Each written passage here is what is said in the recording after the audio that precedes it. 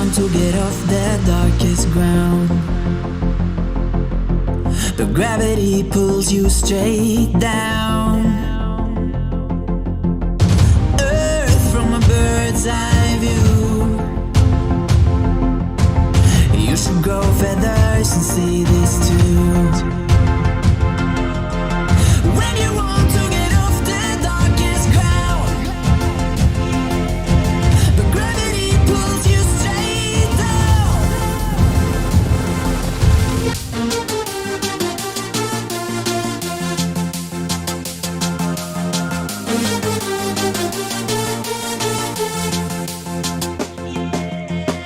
When you want to get off the darkest ground,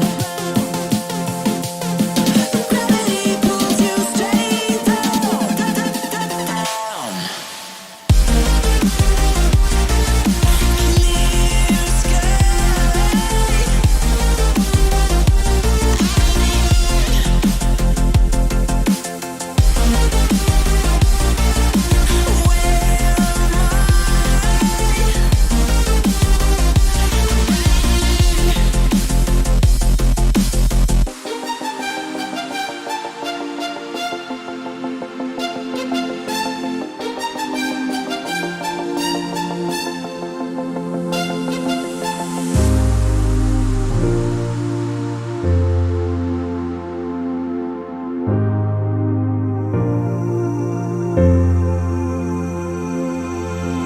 When you want to get off the darkest ground,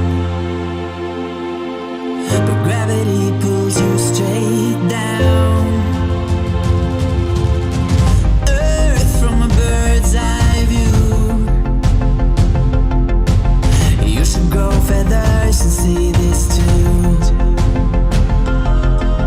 When you want to get off the darkest ground, but gravity pulls you straight down.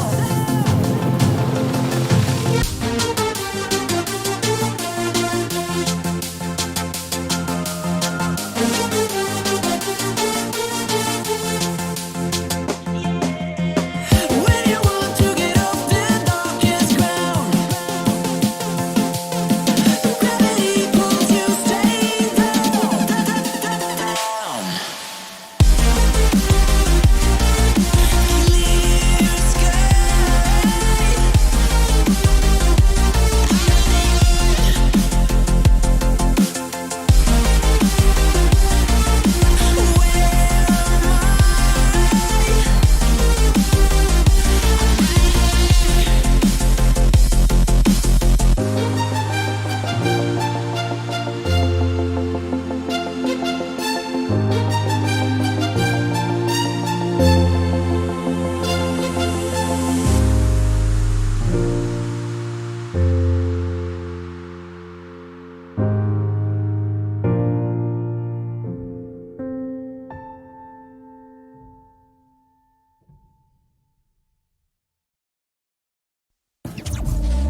Clear Back from the dead.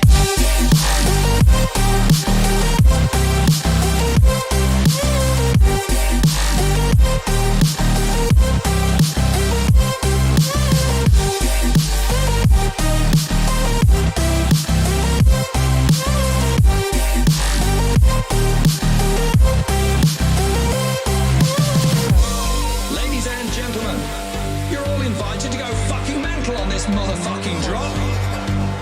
The countdown has just begun. Are you ready?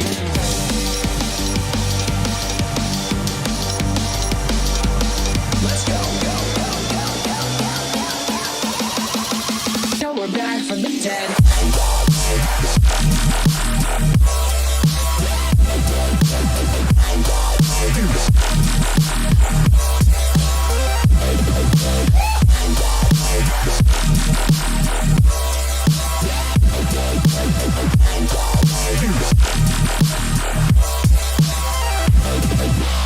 We're back from the dead.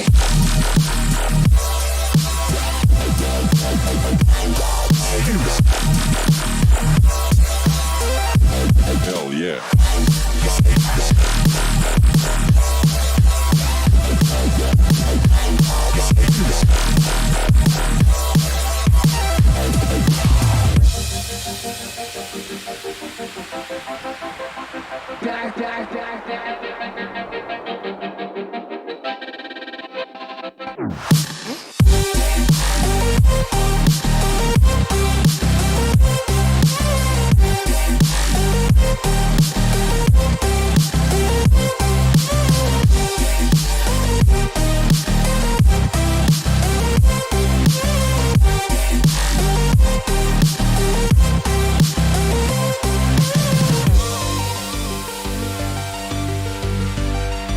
We're back from the dead. Are you ready?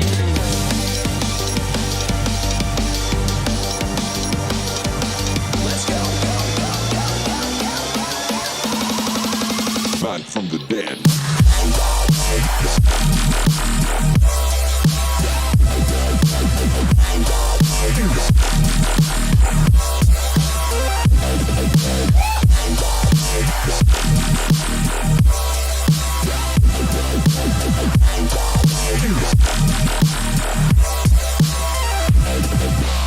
We're back from the dead.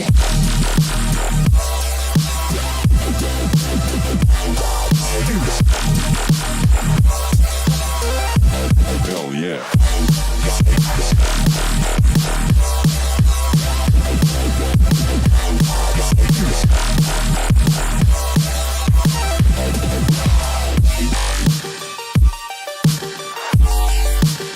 We're back from the dead.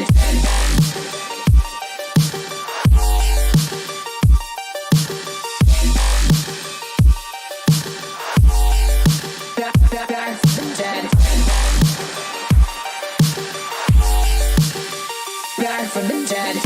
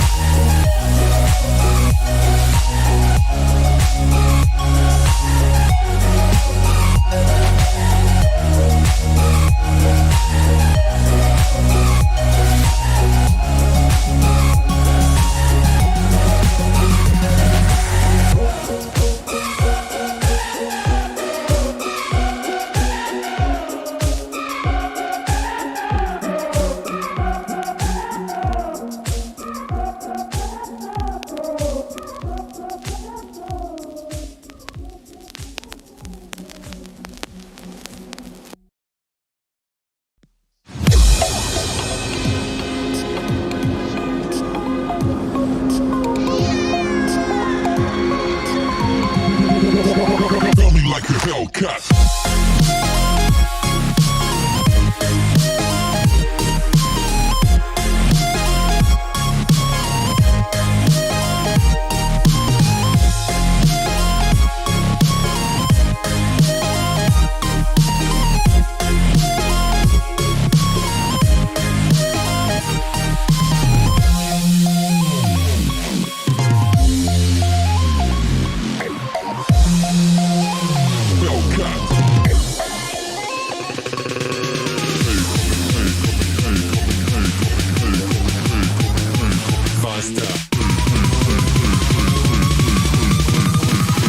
Coming like a Hellcat.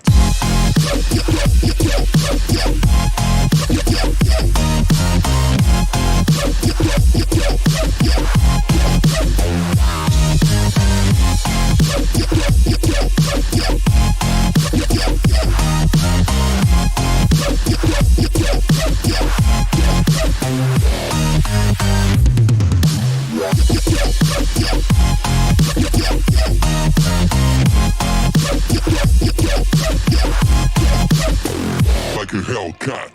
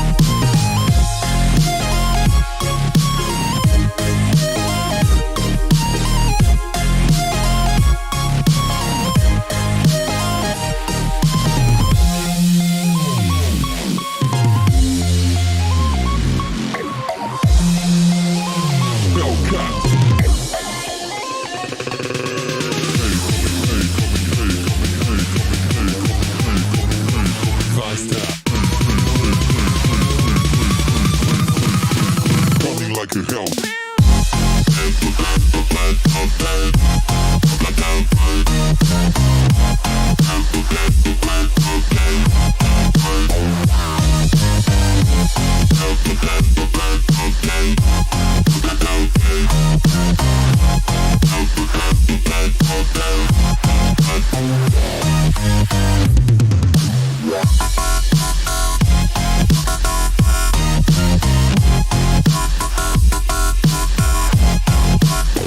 Like a Hellcat.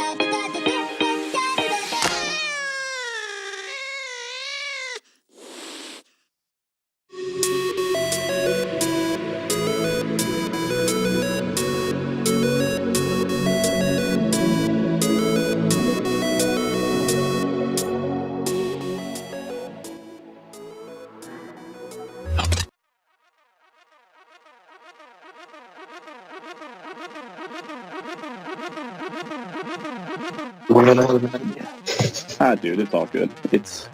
I feel refreshed, man. You know, water breaks are so necessary.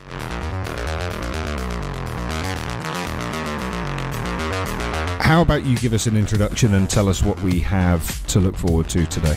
Juice, if you were a fruit, what fruit would you be? A banana? All right, so Ruggles, if you could relate yourself or your project, whichever one you want to go with, to a fruit, which fruit would it be and why? Okay, I'll go with the Eagleverse and banana. Why Okay, a banana, why bro? Because I just, every time I speak with H1, it feels like I'm feeling one more piece of that banana, and it keeps getting better and better. That sounds so That wrong. project is awesome. So every time you think you know it, you know everything about it, it just surprises you. You're the kind of guy. You're the kind of guy that if you were sat in the same room, you'd be eating a banana and maintaining aggressive eye contact. That's the kind of forcing the entire thing into his mouth at once. Yeah. I think the thing that we'll focus on this week is making sure that you stretch. I don't know. I reckon a coconut, a green one. a green coconut. Okay, we've had coconut before, but not a green one. Why? I don't know, you got to go through the hard stuff before you can get to the good stuff. So yeah, thanks for asking. I think I would say probably a mango is like a fruit that you think is like pretty good, but when you actually bite into it, you're like, oh, this is delicious and amazing. Because like I'm all about trying to make things fun, make things enjoyable, and maybe a little bit surprising. Like, you know, your own mentality can make such a big difference in your life, your positivity and stuff. And I really, really enjoy being in spaces with all the people here, the other spaces that I've been in, and learning from everybody. So I get really excited, and I hope other people do too.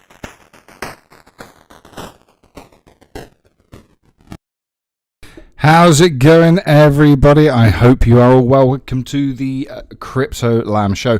We have a very cool show lined up for you today. We have, of course, DeFi blogs coming on, and we also have Jacob from Sansound coming on a little later. I think we have Priest and Fizz with us here today. How you doing, guys? Nope. I'll go first because mine's gonna be quick. The baby just is starting to eat food, which is changing up some gastrointestinal stuff, and I am in the middle of a goddamn nightmare at the moment. So you guys have fun talking. I'll catch up. I love you guys. I want I'm to know sorry. what color it is. No. What color is it? Is it baby shit green? Some of it was like, you know, dark beige. Some of it looks kind of mustardy. I had to change a sheet.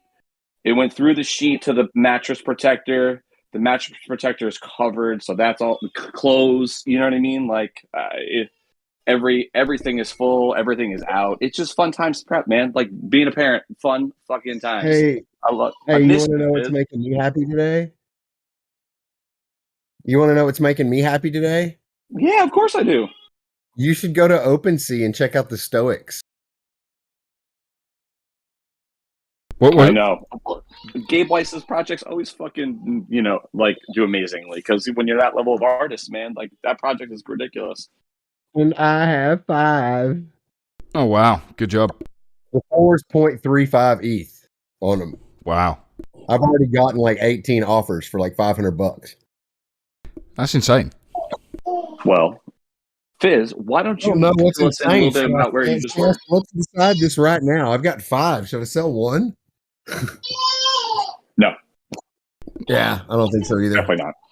No. But let's fill everybody else in where you were and what's been going on, Fizz. You know, you were on the last we saw, you were on the water. So why don't you give us a breakdown of how that was and all that kind of stuff since we've been missing it, bro. It was awesome. I take a fishing trip every year with my biggest clients, and it's our chance to get out on the river and have some cigars and catch some trout, and it's just an amazing time. And then Saturday came back and drove about 3 hours away and spoke at a political action committee event, and just kind of a good time had by all. Sounds good, man. Sounds really fun. I mean, little Arkansas outdoor therapy.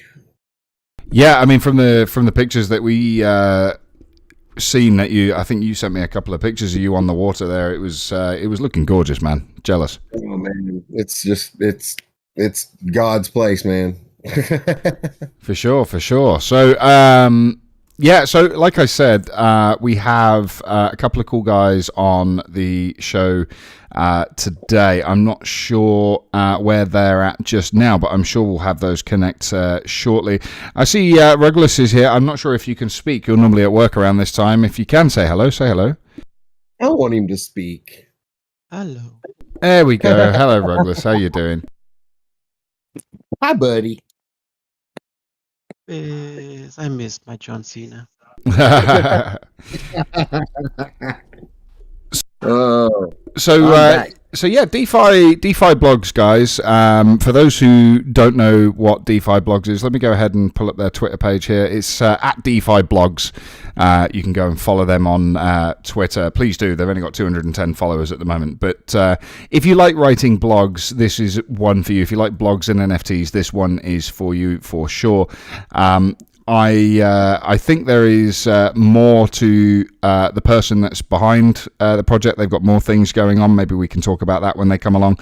But essentially, if you like writing blogs and you like NFTs and you like earning crypto at the same time, I think that is going to be the one for you to check out for sure. I'm actually just thinking about this. I think, some crypto land blogs could potentially go on there. That would be pretty cool. I agree. We could check that out potentially. So, They don't do audio blogs, though, dude. They don't do audio blogs. Oh, no, written. We have to actually write. And okay. I've been in chats with all of us. I have not read much of writing from any of us. I think we're all better with spoken word than written word. But I'm in. Why not?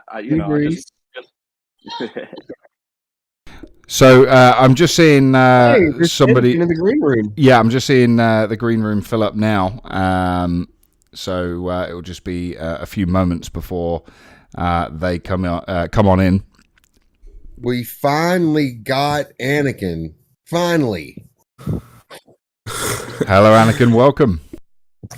Hello there. Hey. Give me that Hello. Beavis. Thank you for having me on. Yeah, thanks for coming, man. I caught that hello there from Priest. I heard that. Honestly, fans, it took me like 30 seconds to get him in, so he's not late. It's me. Yeah. Dang it, bro. It was all him. I was on Yeah, time. it was all my fault. Yep. I am perfect. Well, so what's up, Anakin? Hey, so Tell me about your week. My week. Okay, so I've just been working on DeFi blogs, marketing, advertising, getting the DeFi blogs up there, getting some social media traction on Twitter, Facebook, Instagram, etc. Doing all the advertising. Getting traction on social media, Facebook, TikTok, Twitter, Instagram, etc. So you're working. So let me stop you real quick. You're working like all the angles of social media, like not even the ones that like crypto has traditionally been done through, right? I mean, so TikTok, that's kind of unknown territory for. Tell me it a little is. bit about your strategy. Yeah, so we're just posting, content videos relating to DeFi blogs, and kind of posting videos about other communities and kind of engaging with them. So we kind of have like a space or unknown, name in those communities, so we can advertise to them. That's how we're getting most of our traction right now. And this applies to all other platforms as well. Twitter, TikTok, Facebook, Instagram. We just kind of go into their communities, interact with them, and just kind of hang out with them. And then when we get the chance, we show our DeFi blogs. Okay, so let me ask you this: how do you get around the anonymous aspect of crypto on Facebook? I mean, are you doxxed? I am not doxxed currently, but will be soon. No, I mean, then that's okay. I was just curious of how, Facebook crypto worked. Oh, Facebook. We just use our logo. We don't put up our face on it. We just browse through a company. Well, you're kind of blazing like unknown territory there. I mean, Facebook is not your typical crypto place, but I mean, I would think as a marketing guy that it is rich and ripe for users. It is definitely rich and ripe for users. And the thing about marketing is you have to be on every single social media to get your product out there. You have to get your name out there, right? So you have to be on every single social media to attract all the users. You can't just be on one single social media and then hope that, lots of users come. That's not really how that's going to work.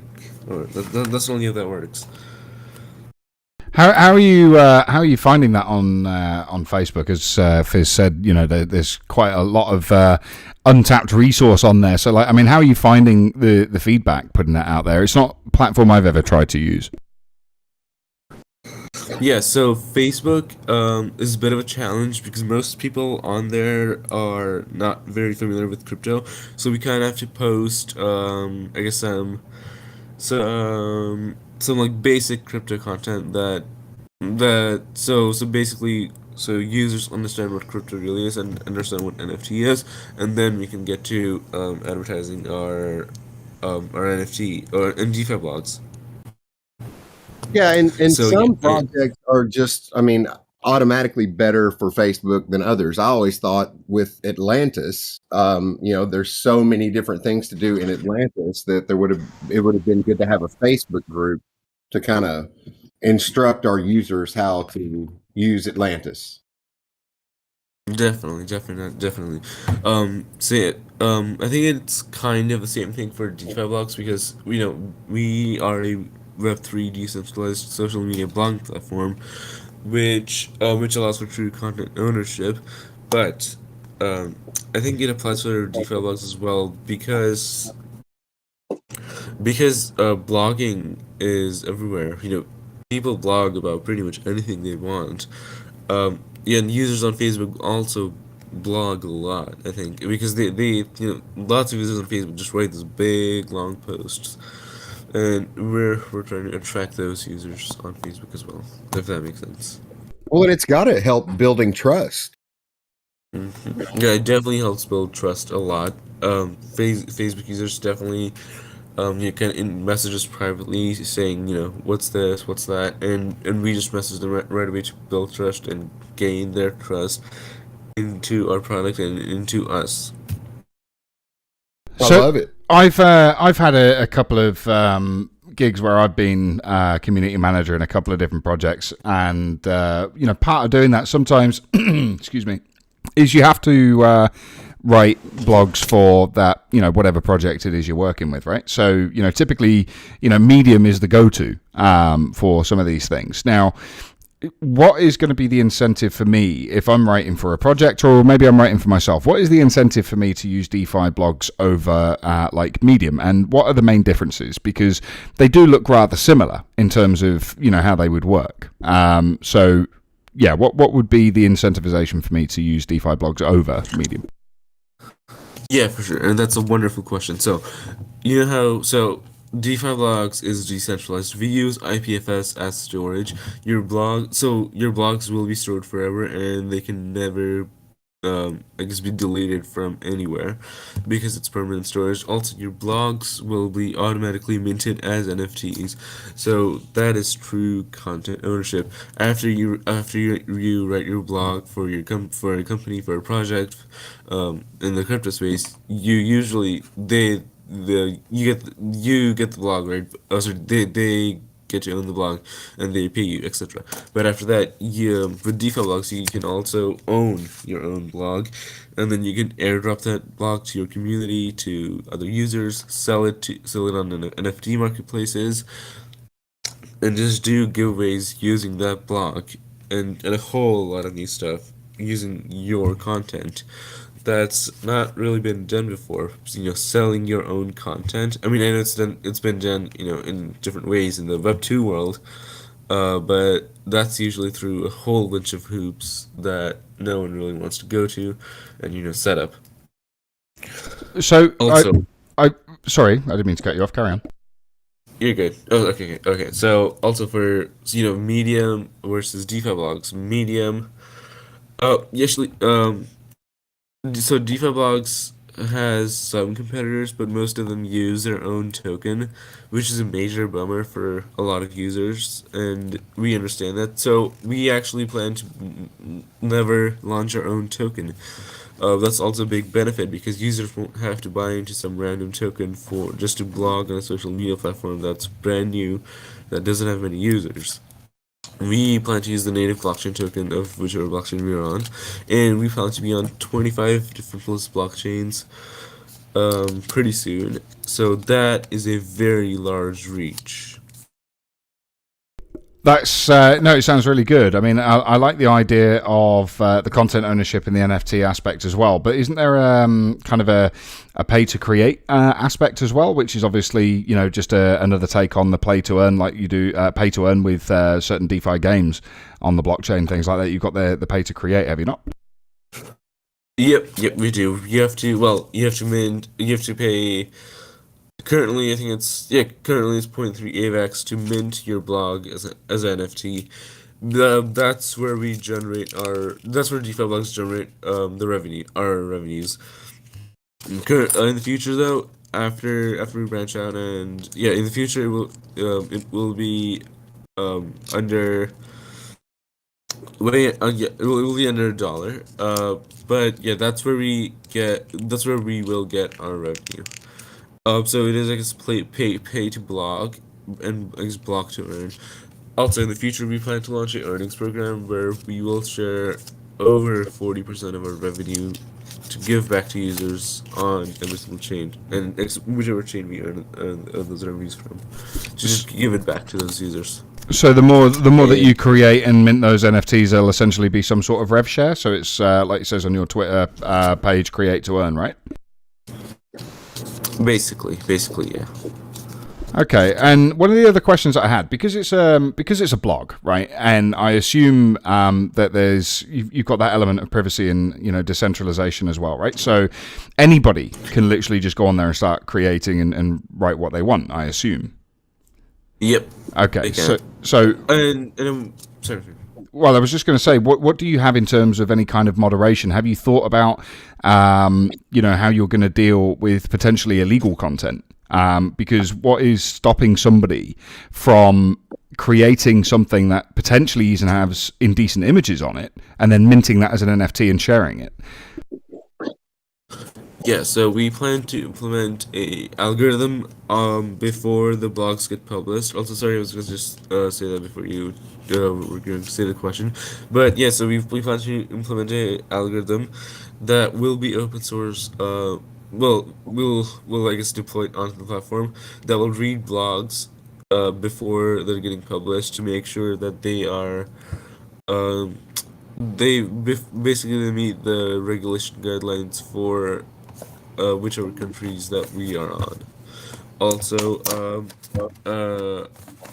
also in the algorithm, there will also be options for I guess we'll also look for copyright strikes, so other content creators set, so no one can really, I guess, fully copy other creators' blog and just take full credit for it.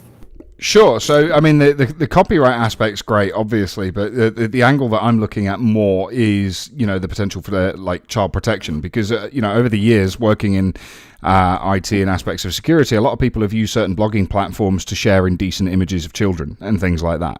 So I'm just asking, would you need to, you talk about your algorithm, are you not going to need to have some sort of AI image recognition to make sure, that certain things aren't being posted? Yeah, definitely. Oh yeah, so we like I said, we do plan to implement a algorithm very soon. We're still working on it. But we do plan to implement it on the platform where it will read the blog before it's getting published, to make sure it meets all the regulation guidelines, and there's no harmful content in the blog. Okay, so again, and I do apologize for hanging up on this. It's just that it's just one thing with Web3 decentralization and people being anonymous and things like that. If somebody was to post something, potentially they're posting links to certain locations or even images and things like that.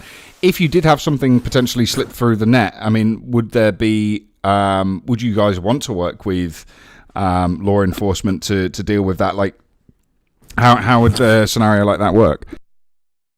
Yeah, we would definitely like to work with law enforcement to, if any kind of content slips out like that through our algorithm, we would definitely want to work with law enforcement and regulation to get that sorted. But since most likely it will be minted as an NFT, and stored on. We won't really be able to do much that it's stored on the IPFS because it will automatically be stored there forever. But what we can do is hide it from everyone. Make sure that, well, not the event, but the content. Hide the content from everyone. Also, for the NFT aspect of it, we can this is just in development. It's not actual life, and it's not in the smart contract yet. But we were thinking of adding a like a how do I call it? Like a transfer and ownership feature for every NFT that gets ever minted.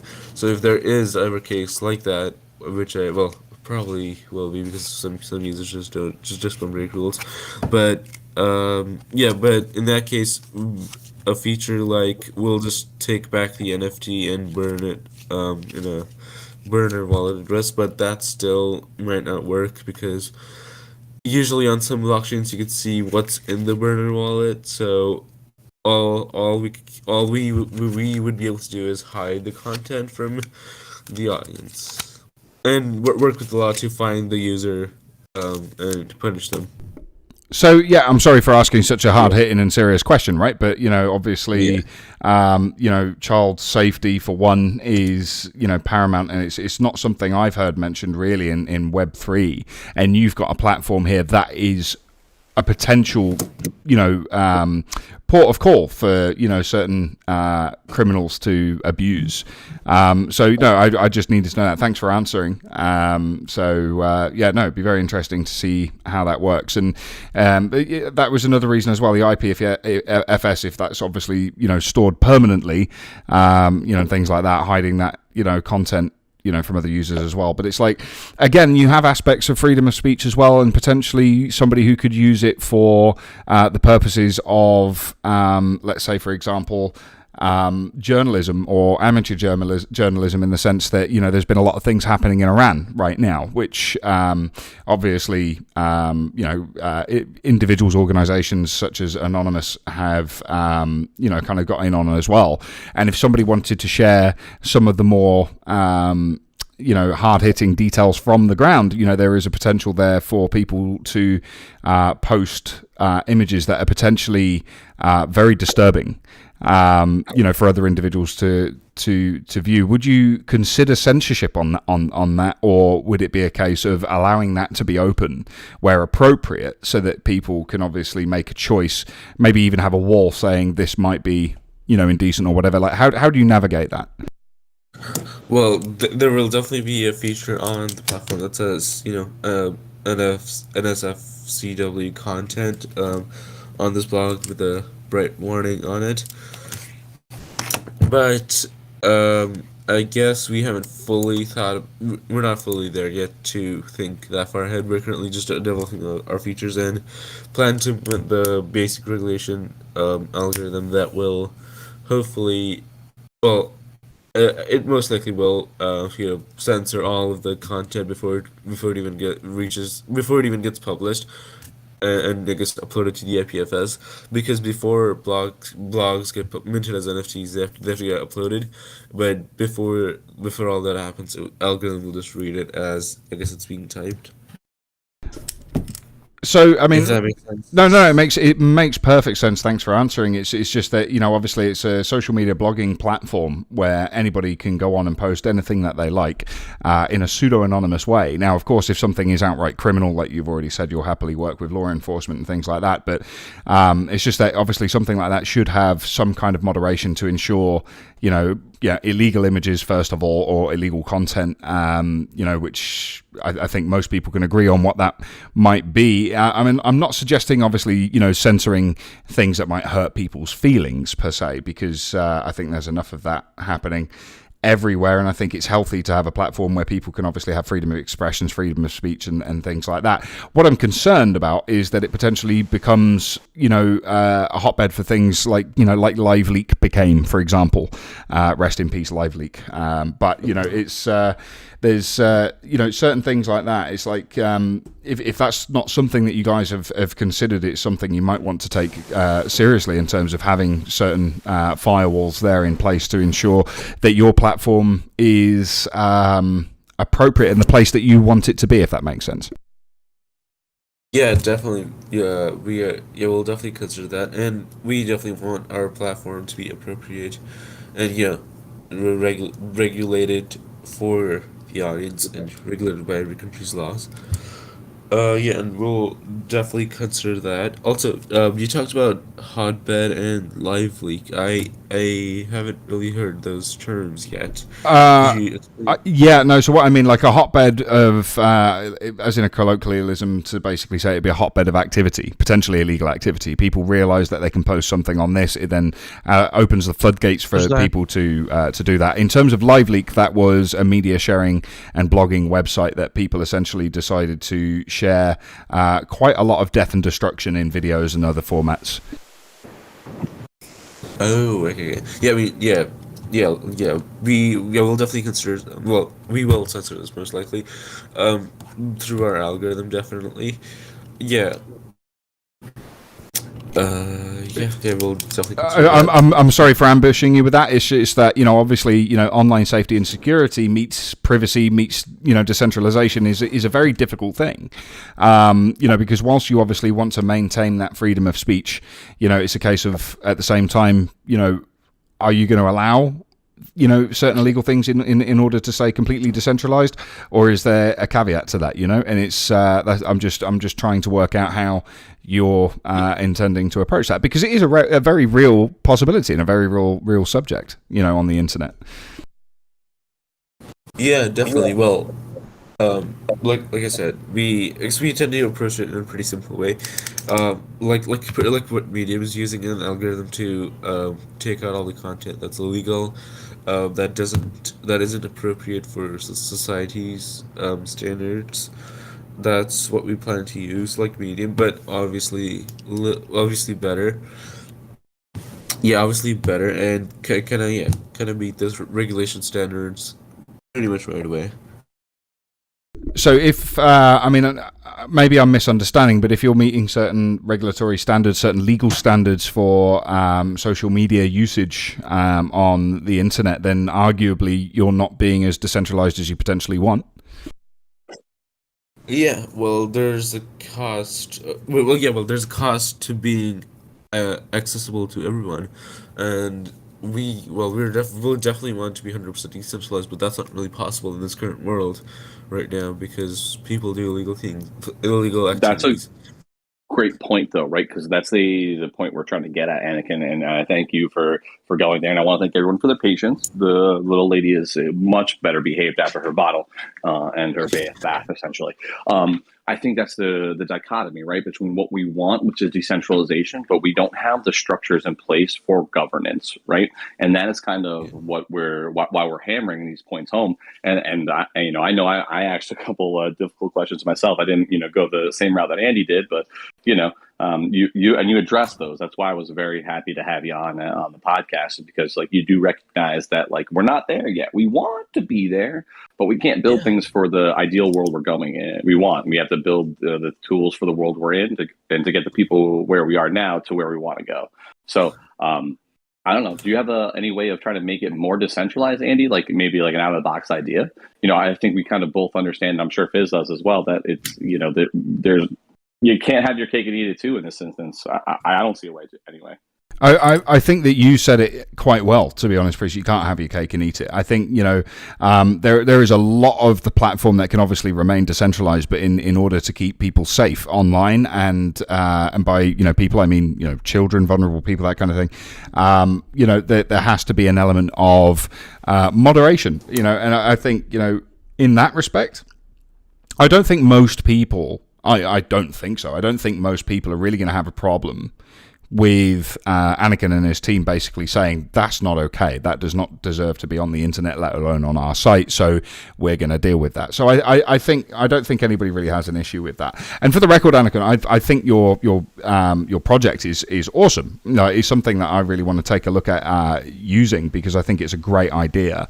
I just wanted to kind of ask those difficult questions, and they are difficult questions. And it's like, at the end of the day, we don't kind of pre-approve questions for you to read over. So I apologize if you felt bombarded, but it's best to get those out of the way at the start so that you can talk about all the good shiny stuff that you want to come and talk about first. Definitely. Hey, so Anakin, most people that have like a blogging project have like a background in writing. Like, what is your love for writing? Well, thanks for asking.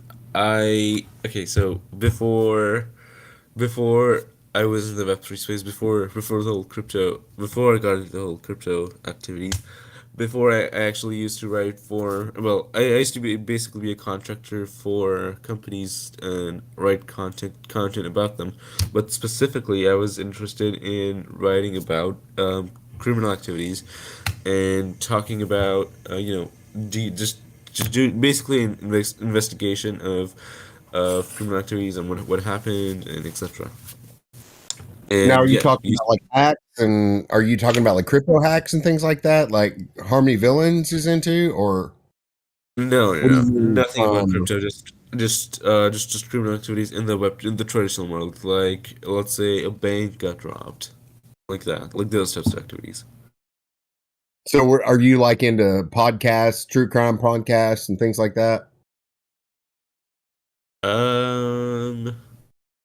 Yes. Well, kind of, not really. I just dabble into them, but I guess I just write write blogs for companies that contract with me and pay me to write about their content, and then they do whatever with it.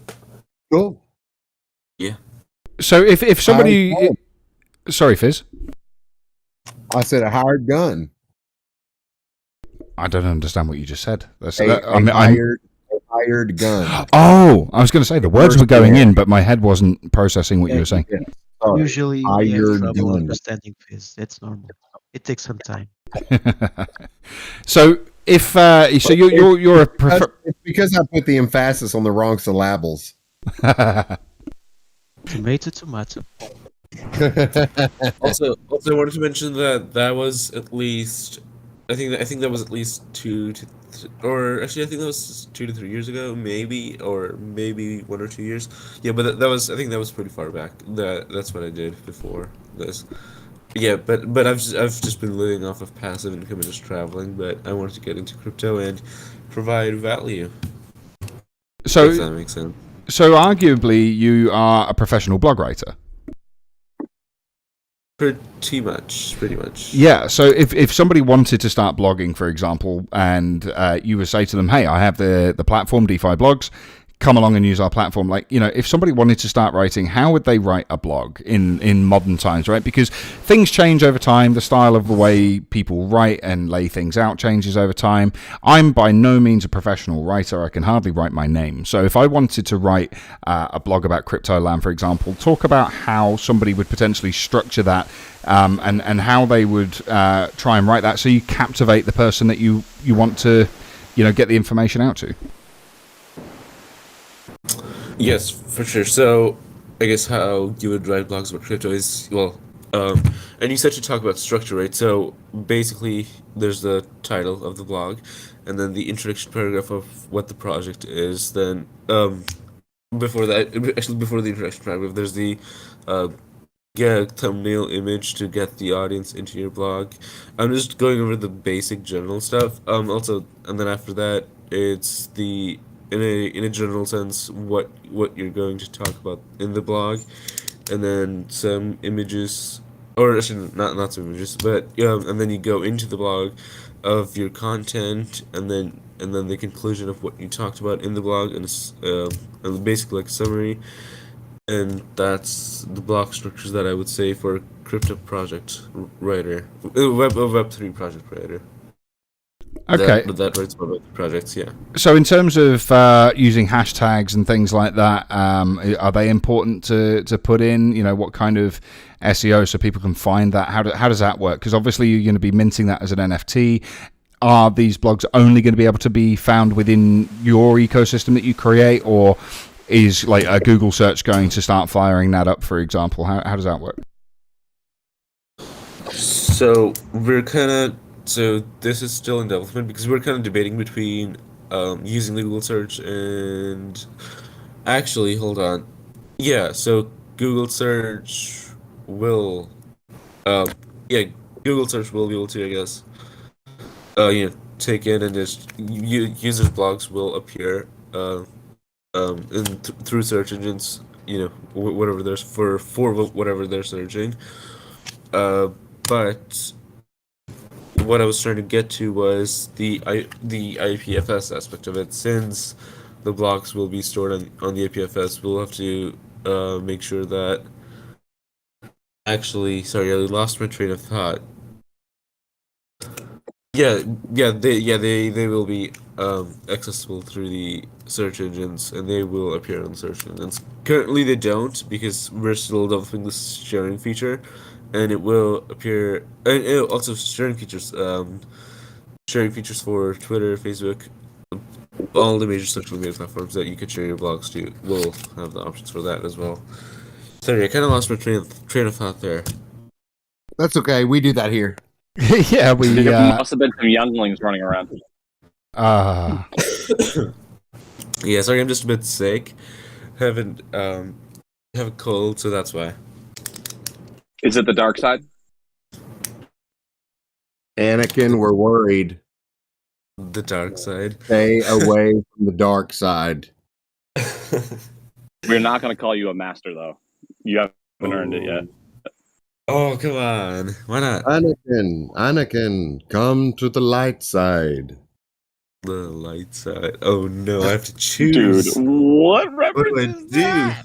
Oh my god. that sounded like you were trying to reference. The best Obi-Wan. That was my best Obi-Wan. Like you were trying to Really? reference Trek Wars. Anakin. Use the force, Luke. So I do want to know, like, why? How'd you get the name Anakin? Well, okay, so I mean, this is first of all, silly. if it's your real name, that's awesome. That would be really awesome, but it's Oh, not. to your parents. My parents are in the Star Wars. No, that's not it. No, but actually, this is a bit silly. So when I was younger, when I was a kid, I was playing with my friends, and Star Wars was a thing back then. Actually, not really. Actually, even after that, when Star Wars died down. Skywalker. When I was a kid, it was a thing too. It was just the one with Luke Skywalker and Harrison Ford. Yeah, I mean, it's still pretty much a thing now. Yeah. Just saying. Yeah. Okay, so me and my friends were playing on the Xbox, I think, and my friends just we were basically playing a high ground game, and I always got the high ground. So my friends just started calling me Anakin. Anakin has the high ground, got the high ground, all the meme stuff. Well, I mean, to be Well, fair, Wait, it was. does that mean you it was- joke repeatedly? I remember what you're talking about now. Anakin got I have the high ground. I like that. yeah, I mean, it was Obi-Wan that had the high ground. So I mean, It's technically- Obi-Wan. yeah, At least you're not known for your pod racing skills. First of Oh, all, yeah. first of all, I want to say that the pod racing game that came out on N64 was fucking dope. So God. I don't want to hear any shit talking about a pod racing skills. Thank you very much, I agree. Mr. Fizz. I grew up with Atari. Was it I N64 love you. or was it the other one? What was the? Nah, it was N64. It's I only GameCube. know because I It's GameCube. literally bought a. Nah, I can tell you right now because I bought a copy of it for my wife for her Switch. You can go to Legacy Games, or I'll take a picture of it when I get inside. You can buy old Nintendo games. They remaster old Nintendo games for the Switch, and like they have it's licensed by Nintendo. It is awesome. You pay for it ahead of time, and they only make a limited production, and that's it. So it has we have like a pewter N64 cartridge demo that like we have. So that's the only reason I know it's N64, dude, is because like I kind of nerd out about stuff. Oh, are you talking about that Switch Online, whatever that you pay like $3 a month for? No, it's like an Is it actual physical game, dude. Like, yeah, Oh. we like Wow. yeah, it's a company that makes like custom versions of old games for the new consoles. So what the you're game club is saying, really what cool. you're saying is bootleg. No, it's like legitimately sanctioned. That's what I mean. Like Oh. that's how cool it is. Is like the Nintendo blessed it. Like, Yeah, I'm you're gonna good. need a link. I'm gonna need you Yeah, to you dude, to for sure. When I tweet get the link. inside, yeah, I will absolutely do that because it's so cool. But so Anakin, what you're saying is Yeah. your friends are dicks because you got your ass kicked and everything, and that's why they called you Anakin. Exactly. Oh, Wow, what man. dicks? That's awesome. Yeah. Isn't So glad friendship you're fun? here with us today. Friendship lasts forever. No, I'm just kidding. It ended when I got to high school, or towards Well, the you end of got the high ground. Yeah, when I got the high ground, it ended. Heck yeah. Like, you I took guys want to be on my control. blog? Exactly. So, what do you do in your free time, Anakin? What do you choose to do for fun? You said that you kind of like, you're, living off of your passive income. So, and you're working on this. But what do you do to de-stress when you're done with the day with DeFi blogs? Apart from destroying younglings. Yeah, apart from hating sand and saying weird things to Natalie Portman. Okay, apart from all of those, not much. I'm just kidding. No, but well, I guess I love DeFi vlogs, and DeFi vlogs is like my passion, so can't really never stop working on that. It's in the evening it just gets slow, but afternoons kind of on the streak, but not much really. I mean, jeez, do I have a social life or not? But I mean, I guess watch movies, hang out with friends, pretty much. Go to their barbecues and all. Ooh. Travel a bit over the weekends. Do you mind telling us where you're from? Minnesota. Oh, cool. Yeah. Minnesota. Oh, from Minnesota. Oh my god. Okay. Yeah, I was gonna say you don't really have that much of a Minnesota accent. Yeah, dude, you don't have that Minnesota accent. Yeah, I don't have that. You have like more of a W as a V sound. I thought maybe you were from the EU and like Poland or something. I was like, man, this dude is. Yeah.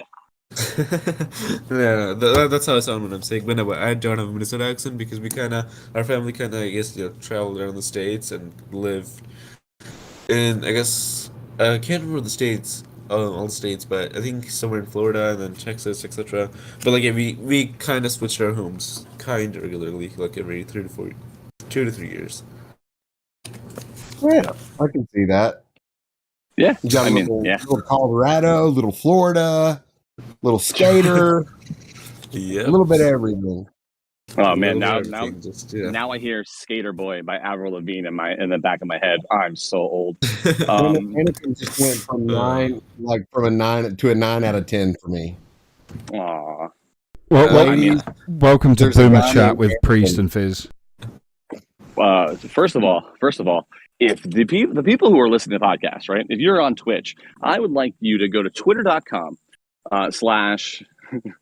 /lamb_crypto. And I would like you to look at the pictures that Mr. Andrew posted on Twitter of him wearing the Loges Media merch. And I would like to say, I'm wearing it now. This man, you can call me a boomer all you'd like, man, but I'm not complaining about the size of my content. You were taking it off in like 4 days, are you? No. I mean, it's. I only wore it for like 10 seconds yesterday. I thought I put it Have on you today washed for the.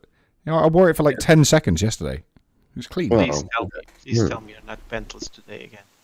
Well, I mean, actually, I kind of hope he is. Well, this is the thing. I mean, if you look back on previous broadcasts, have you ever actually seen me, from kind of, well, I mean, I guess the nipple down is the perspective here. Yeah. Oh my god. Yeah. I mean, Tim the Tap Man never wears pants. He always wears these like tiny shorts, right? And he streams all day for every day, right? It's hot under the table. It does. Oh my It gets very hot in here. Yeah, and there's this like thing trending on Twitter right now about Margot Robbie, and I've kind of been lost in that for the last 5 minutes. Oh, God, I would love to get lost in that for 5 minutes. Shit, my I wife just realized your listens. shirt has a pickle. Sorry, can I blog about Margot Robbie? Yeah. I'm getting triggered by how you're pronouncing her name. How am I supposed to pronounce it? It's Margot Robbie. Margot Okay. Robbie. Margaret Robbie. I've never heard that. It's not. It's Margaret Roberts. What is it? Tomato, rugless. Data. Yeah, but it's like this kind of triggers me with names. I don't know why I hang up on so much like this. It's like obviously I'm in the south of Spain, right? So I'm looking at the whole really kind of long process of a funeral that happened for the Queen. May she rest in peace. Yeah, it was like 2 weeks long. Yeah, and then I've only just found out that in Spain they call her Isabel. Yeah. And it's like... no, dude, that's Ferdinand and Isabel. In Portugal too. Yeah, but it's like... But that's not her name. Yeah. No, that's a different woman. That's King Ferdinand and Isabel. For some reason, Oh my God. I decided to translate names. Don't ask Right? me why. It just. Priest, it am I just did. crazy? Yeah, it's like my name just doesn't crazy. exist No, in I'm Spanish. Fizz, they're talking about current events, not when you were born in the 1700s. That's the Yeah, when he was born. Exactly. Ferdinand and Isabel are like remember from the fucking Civil War so forever. clearly. What was it like when rainbows were black and white? Dude, Jesus signed my yearbook. Dude, that's actually a flex and a half, though, honestly. Because like, if you were friends with Jesus when he was like 15, he magically went from 13 to 33 in the fucking Bible. So describe those years to me. I want to know what the fuck happened during those 20 years that made him be who he is, right? Like that's the important shit. They just cut out the fucking Those were the yada fun yada. years you would like. Everyone wants to know. I bet he was Those great were in the fun years you would have liked. I bet he was great in woodworking class, though. Yeah.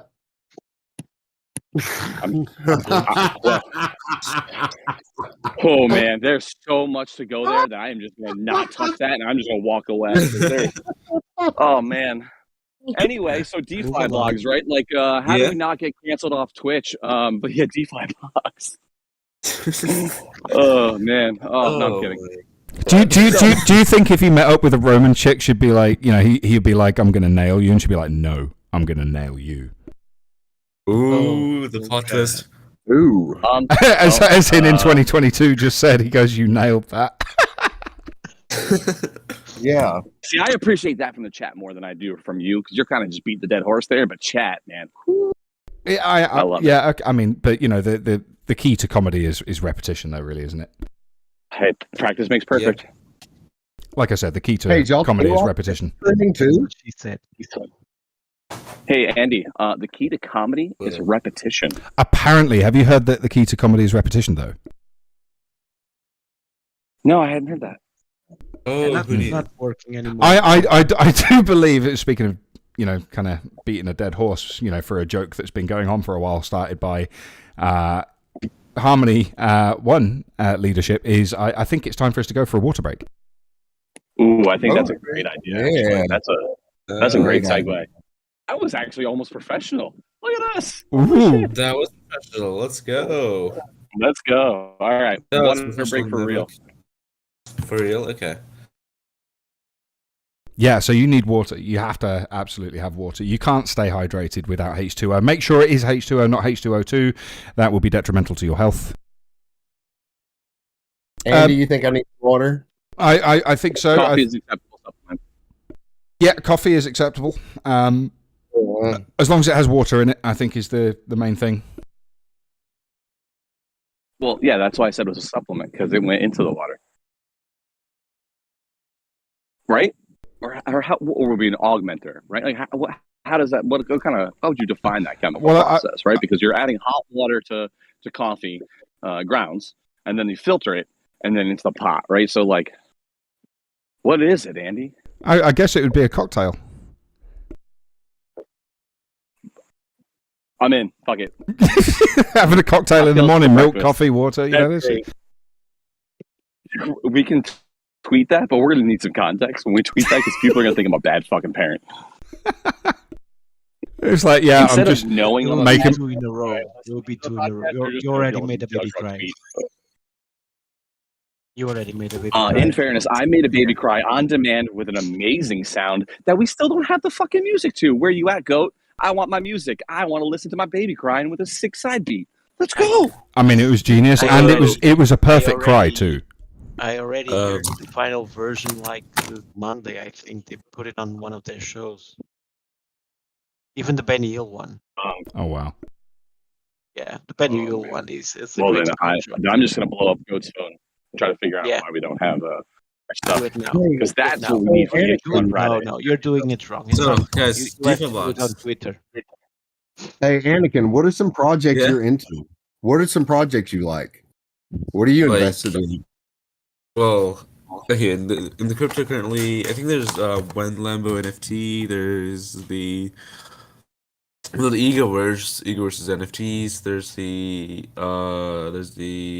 the vending machines NFT.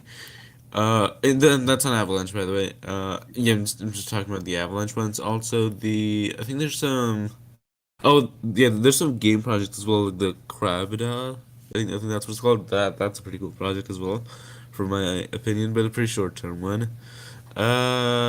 Arcadian, I think, is also one from Harmony. What else? What else? The Oneverse. There's also and there's just some yield farming and staking protocols that I'm in, and lending and borrowing protocols.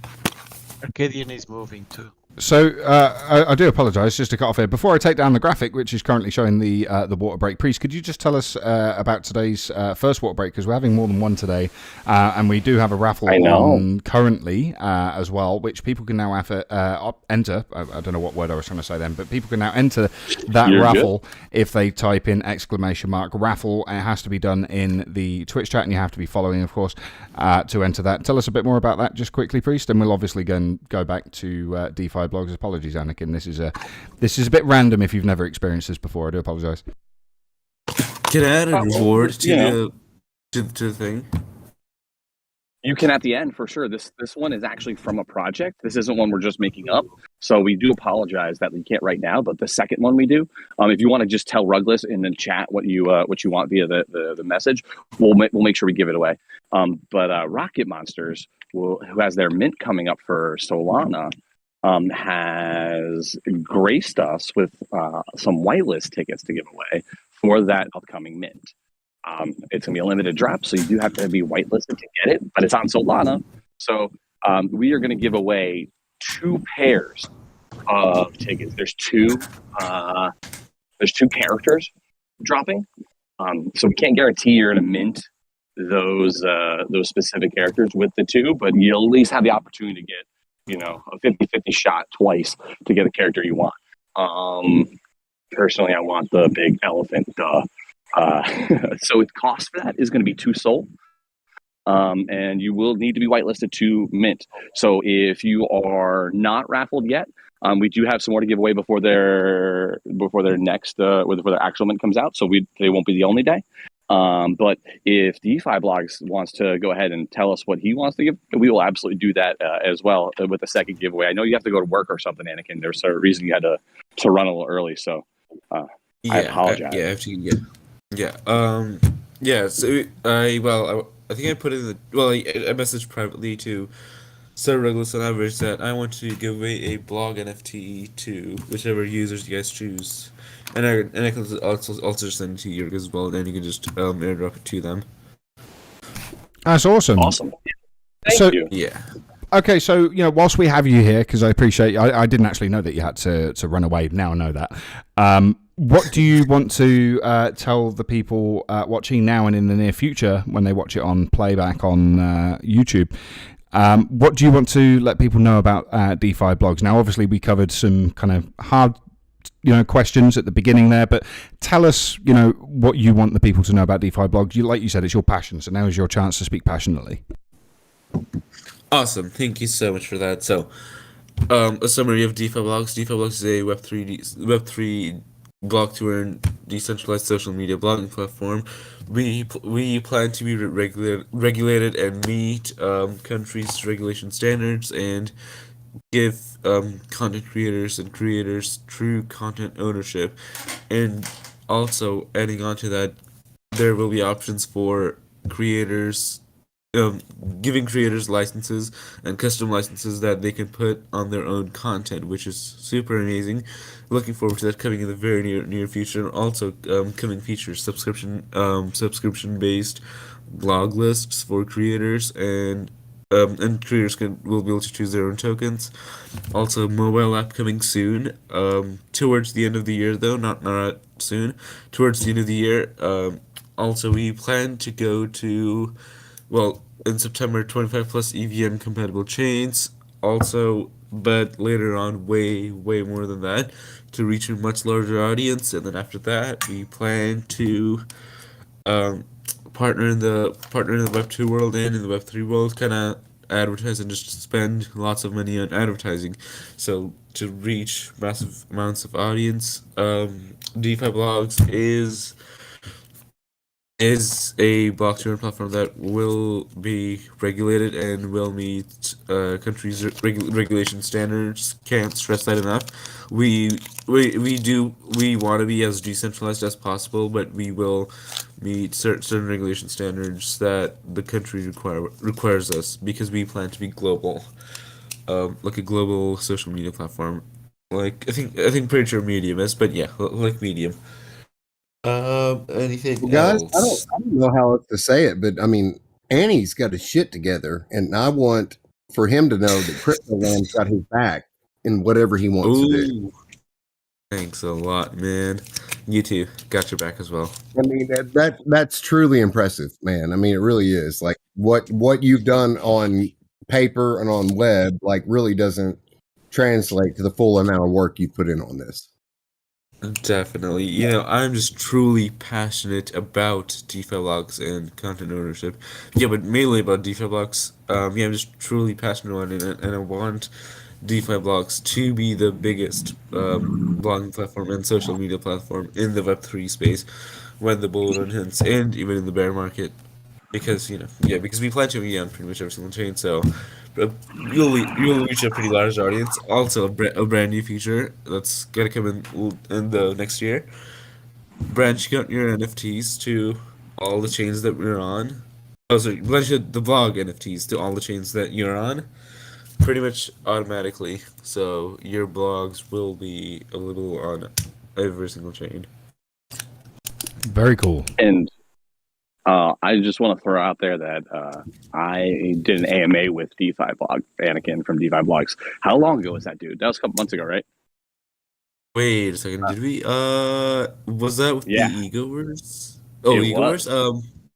I think it was towards the start of August. Yeah, it was a while ago, right? In crypto, that's like a year. It's like a year. And I want to say that I was also critical in the beginning, not because I didn't believe in the concept of the project, but because that there were certain risk mitigation factors that hadn't been addressed. And that algorithm that he's talking about, Andy, is specifically in relation to things that I brought up previously. So, like, I'm just want to let people know that, like, on the you say you're going to work on something, you have told me you were going to work on coming up with a solution for a problem that we had identified for you, and you're now talking to us about that solution. And I just want to give a shout out to that, like, builds credibility with me, because, like, you say you were going to do that thing and then you did it. So, one of the best parts of Web3 is you build consensus in your work ethic through your efforts in the blockchain, and you're doing that, dude. So thank you. Yeah, I think Anakin's got all the credibility in the world in my eyes.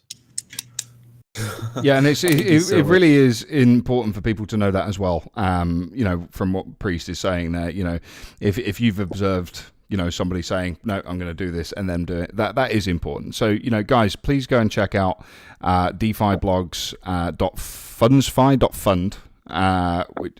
We can go ahead and Rugless, if you could put that link in Twitch chat as well. I'll be sure to put those links where they need to be as well, and we'll obviously share it on Twitter.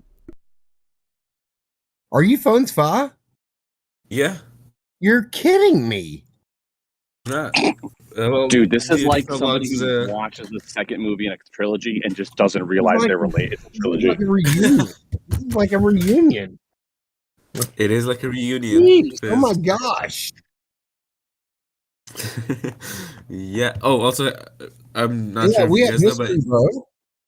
Yeah, we have history. Wait, but I'm not sure if they know, but DeFi Blogs is a branch of FundsFi. I know. I forgot that I'd been talking to you. I knew too. I was paying attention. I did my research. Because that's what we tell Yes. people to do. You've got to do your own research, right? I still own Annie, the we FundsFi have- NFT. I own a FundsFi NFT. I do not. Yeah, he I don't. does, and I'm pretty sure he's a guild member as well. So thanks a lot. I mean, when Fizz goes in there, he goes in hard. Yep. One question I have for you, Annie, is if you could relate yourself or DeFi blogs to a fruit, which fruit would you pick and why?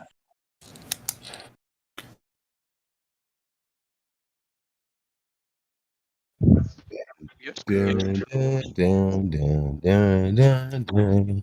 Dun, dun, dun, dun, dun, She's dun, always dun, a professional dun, communicator dun. who got problems with this question. It was David Gockstein.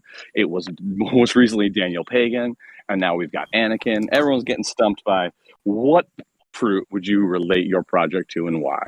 I love it. What a great If question. your project was a That fruit, is what a good fruit would it be? You know what this mean, right?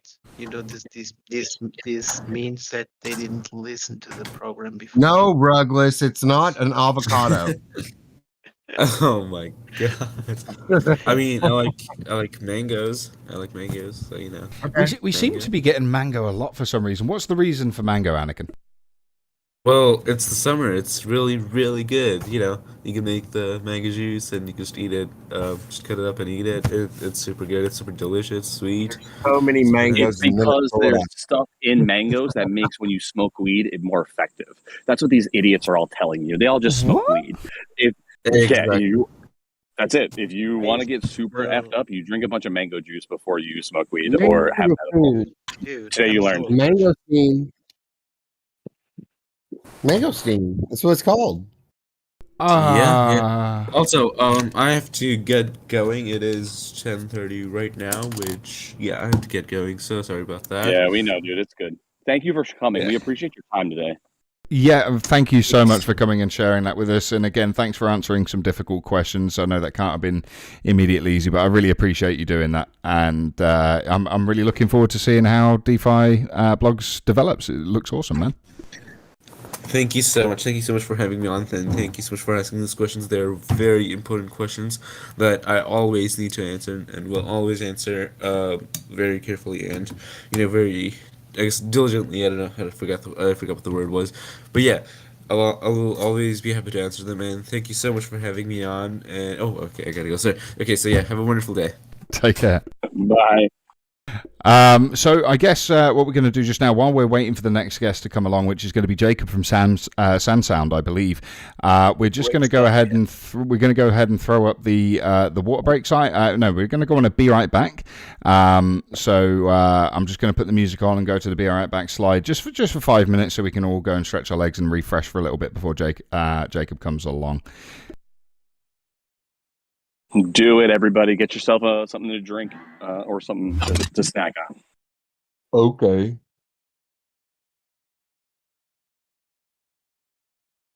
Dun, dun, dun, dun, dun, dun, dun.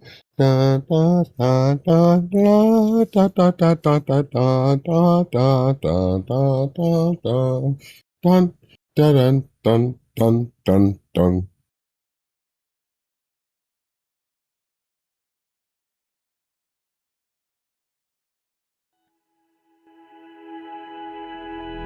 Flashing lights dance with fire in the night. I'm wired.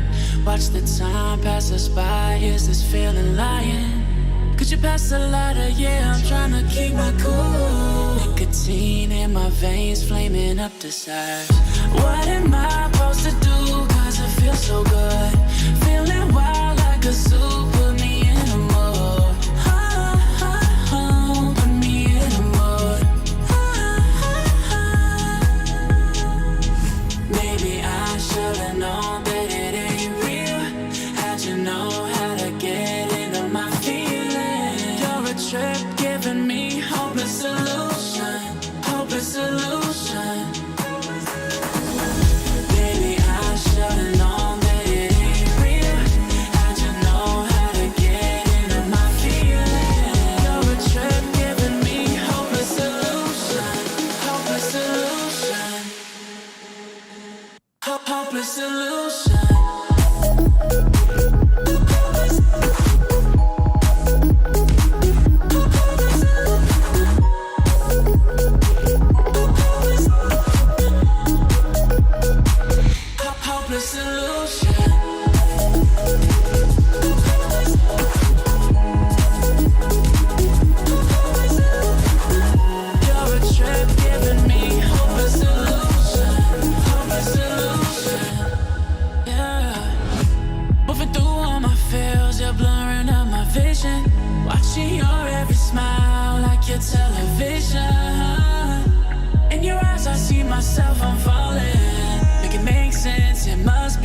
temptation speaking. What am I supposed to do? Cause it feels so good. Feeling wild like a zoo. Put me in a mood. Put me in a mood. Maybe I should've known that it ain't real. How'd you know how to get into my feelings? You're a trip giving me hope and solution. Hope and solution. Maybe I should've known that it ain't real. How'd you know how to get into my feelings? You're a trip giving me hope and solution. Hope and solution. Hopeless solution.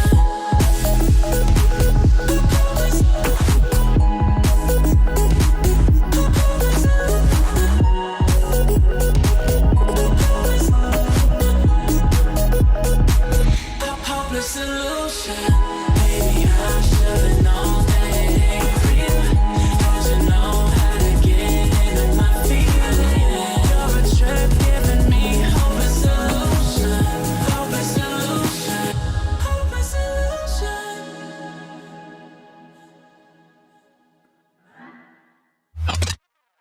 Alrighty.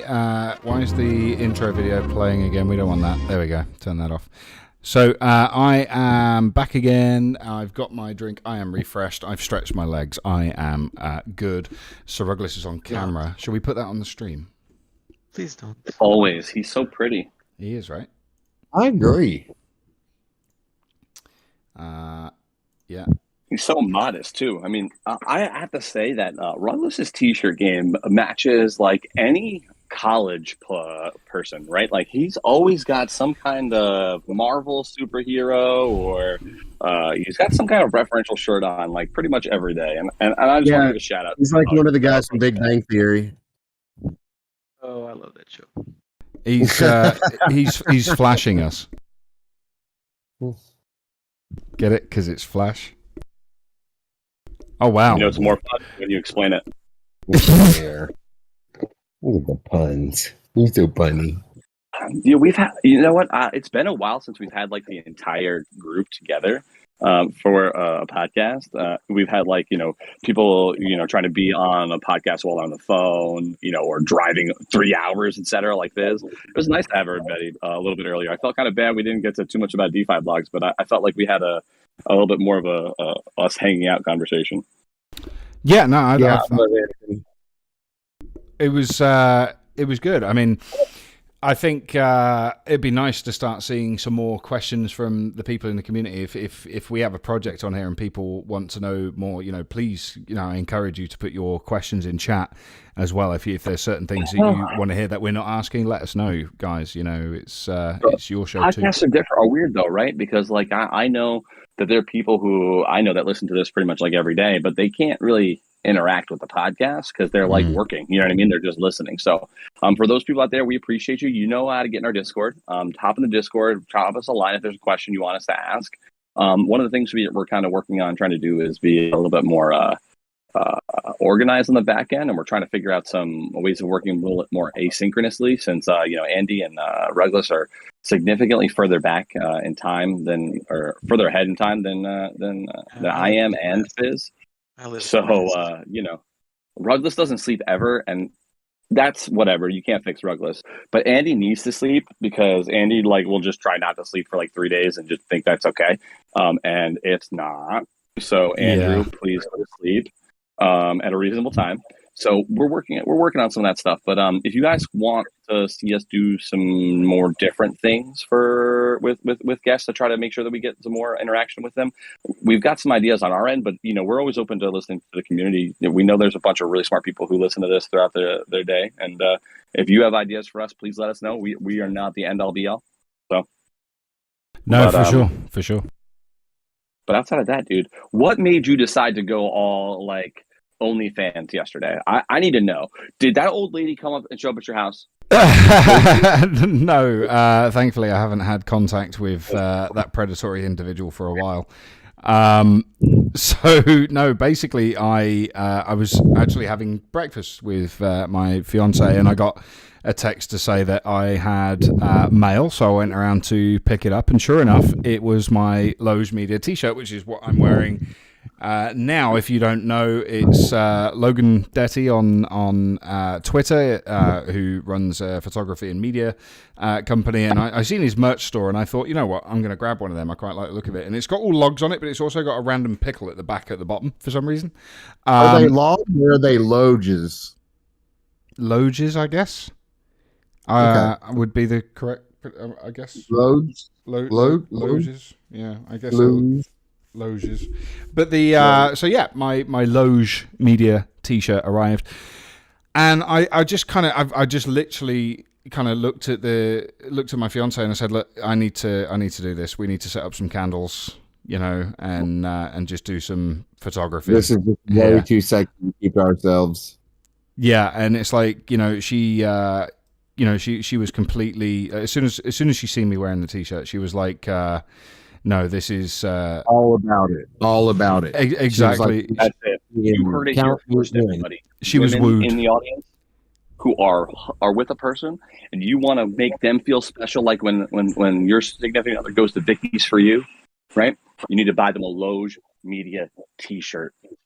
It is the best thing a man can wear to get their partner in the mood. What do you think? Well, I've just put the I pretty much, yeah. No, absolutely. I completely agree with that. I've just put the picture up on the stream now. So for those watching, they can see the picture that we're talking about. And I want to take everyone's eyes to the bottom left corner. And I want you to look at like the thigh gap on our 6'4" individual there. He is ginormous, people. I just really wanted people to have to take a look at your donger, dude. Sorry. Apologies. Well, you know, it's. I was actually considering getting a pickle. But on yeah. the back? No. Like the T-shirt. I was thinking of making it it awkward. What's wrong with being awkward? I think it's. I would actually argue. I'm sorry. Well, I was just going to say, in Web3, there's a lot of women, a lot of very beautiful, lovely, talented women that will, do glamorous shots and sell them as NFTs. I'm seriously considering OnlyFans now. Yeah, I think I found my calling. There's two women in Web3. Huh? That's not true. I can think of four off top of my head. Okay, Wendy O, Allie, and Priya. Oh no, there's plenty out there on Twitter. Shan, apparently. I was gonna say Degen Shan. She read me go the fuck the other night. That was awesome. That's true. Yeah, there's a ton of women.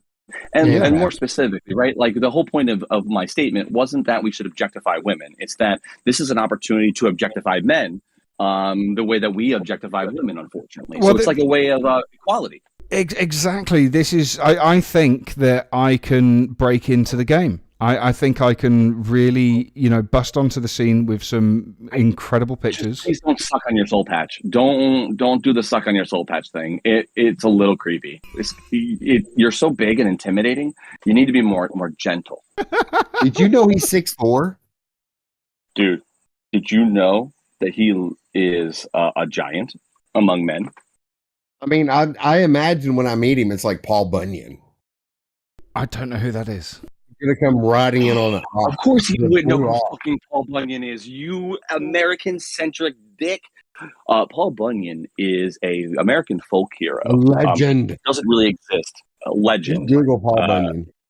Yeah, Google it. Well, there might be a bunch of weird shit. But it was like a lumberjack hero.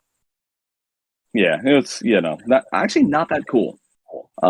Of all the mythical type people they tell you about when you're a kid, I always liked Davy Crockett. I don't know. I thought wearing a raccoon on your head hat was kind of cool. I was a loser. I get it. I get the Davy Crockett reference. No, but like Paul Bunyan's like think of World's Strongest Man. He's supposed to be like that level giant and like big bushy beard. That's who Paul Bunyan is. Okay. He was a badass. That's all you need to know, Andy. It's a compliment. Accept the compliment, Andy. I shall accept the compliment. So like, well, let's not just turn this into an American centric thing. Teach me more about the English culture. Talk to me about like the folk heroes from English culture. That's not like, you know, Robin Hood, because, you know, I'm sure that's an Americanized bastardization of whatever the story was. Yeah, do y'all have like a bastion saint of lumberjacking? Well, no, I mean we have Saint George. Saint George, obviously, you know, being a saint. I've forgotten what he's the saint of, actually. But he planted apple trees all over England, right? Well, he slayed a dragon. Oh, okay, cool. I mean, he's totally real. Oh, a real dragon or like a Welsh one? He probably found like somebody's pet bearded dragon, slayed it, and then the story's just got kind of bigger, you know? Like a Targaryen dragon. Yeah. I mean, well, a Targaryen dragon's technically a wyvern. I mean, to be honest, it's like one of those fishing stories. You go fishing, and you know somebody says, "Oh, I caught this giant fish. It was like this big," and they stretch their arms out their full span, and it's like, no, they actually caught a guppy or something. You know, I think it's one of those. He found like an iguana, and said, you know, no, I slayed a dragon. That's the most likely scenario. Who's the guy that ran all the snakes out of Ireland? He'd be more my hero. Was that Peter or Patrick? St. Patrick. That's it. Ran all the snakes out of Ireland. There were no, just so to be clear, there were no snakes in Ireland to begin with. Yeah, because it was St. an Patrick island. Actually, yeah, St. Patrick actually was it's not a great person. But anyway, we have our guest in chat. We don't have to like, you know, just talk about dumb shit. We have somebody from an amazing project here. And they're in chat. They're up here. Ruggles already left and brought him in. Like, look at that. Look how professional. Whilst he's working as well, what a G. Dude, he is Crypto's G, man. Top G. So, Jacob, how do we say that name? CRI3? No, it's Jacob. You can call me Cry, because every time I look at my portfolio, I cry. Oh, you're on already. I love you already. So you. Oh yeah, dude. Welcome home. we already know now then that you held one USDC. Oh, I held Luna. I was involved with the Celsius. I like for whatever reason. Yeah, for whatever reason. I took all of my rat Bitcoin out of Harmony and put it in Celsius because I thought that there was something bad going to happen. That is true. We had that conversation in DMs in Discord. I was like, yeah, man, you know, maybe. I didn't really, you know, didn't endorse Celsius, but you know, I wasn't going to talk a man out of his decision, right? That's not my place. But yeah, I mean, that's we've experienced loss here. So welcome to the Crypto Land podcast. I'm Priest.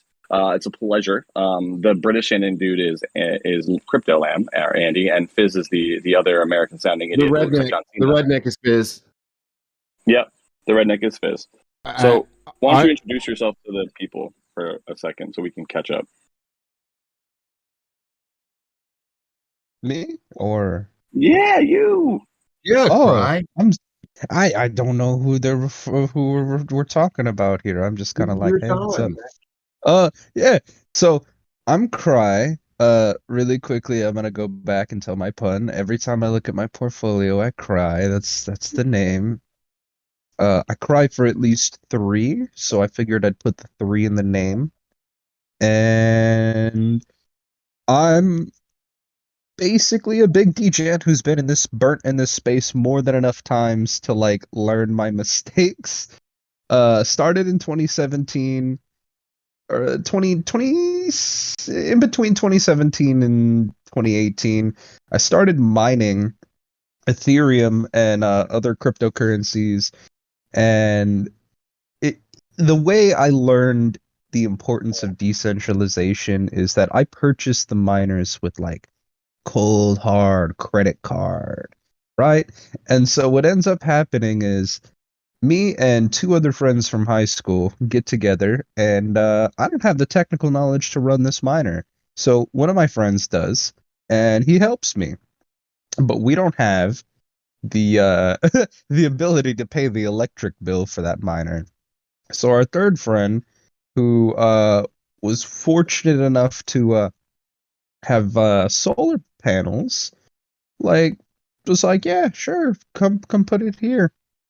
And we argued over the cost of like how everything's going to be split, even though I paid the entirety of the miner, and I explained like, until I get at least the cost back of the miner, we're not splitting profits, and we all agreed until we didn't, and then a big fight happened, and one of my friends decided it's not worth our friendship, so he took a baseball bat to the miner, and I was down like several thousands of dollars. So that was absolutely fun, and it taught me the importance of decentralization and custody of your crypto, not your keys, not your crypto, and yeah. From there, I just kind of degened into the space. So and, when you like, oh yeah, go ahead. I'm sorry. No, I didn't mean to. I was talking to the baby while unmuted. My bad. No, I you're raised good. You're good. I raised my 5-month-old. My bad. No, you're good. Sorry, Oh, yeah. I just wanted to go back to the part about the baseball bat. Yeah, basically he was just like, yeah, this isn't worth our friendship, blah blah blah.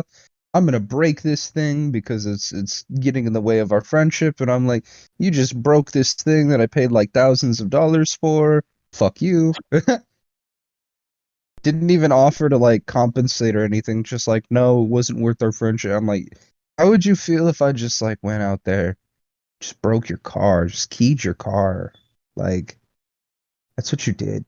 And you're now, I assume you're now on a call with us from jail after committing murder, right? No.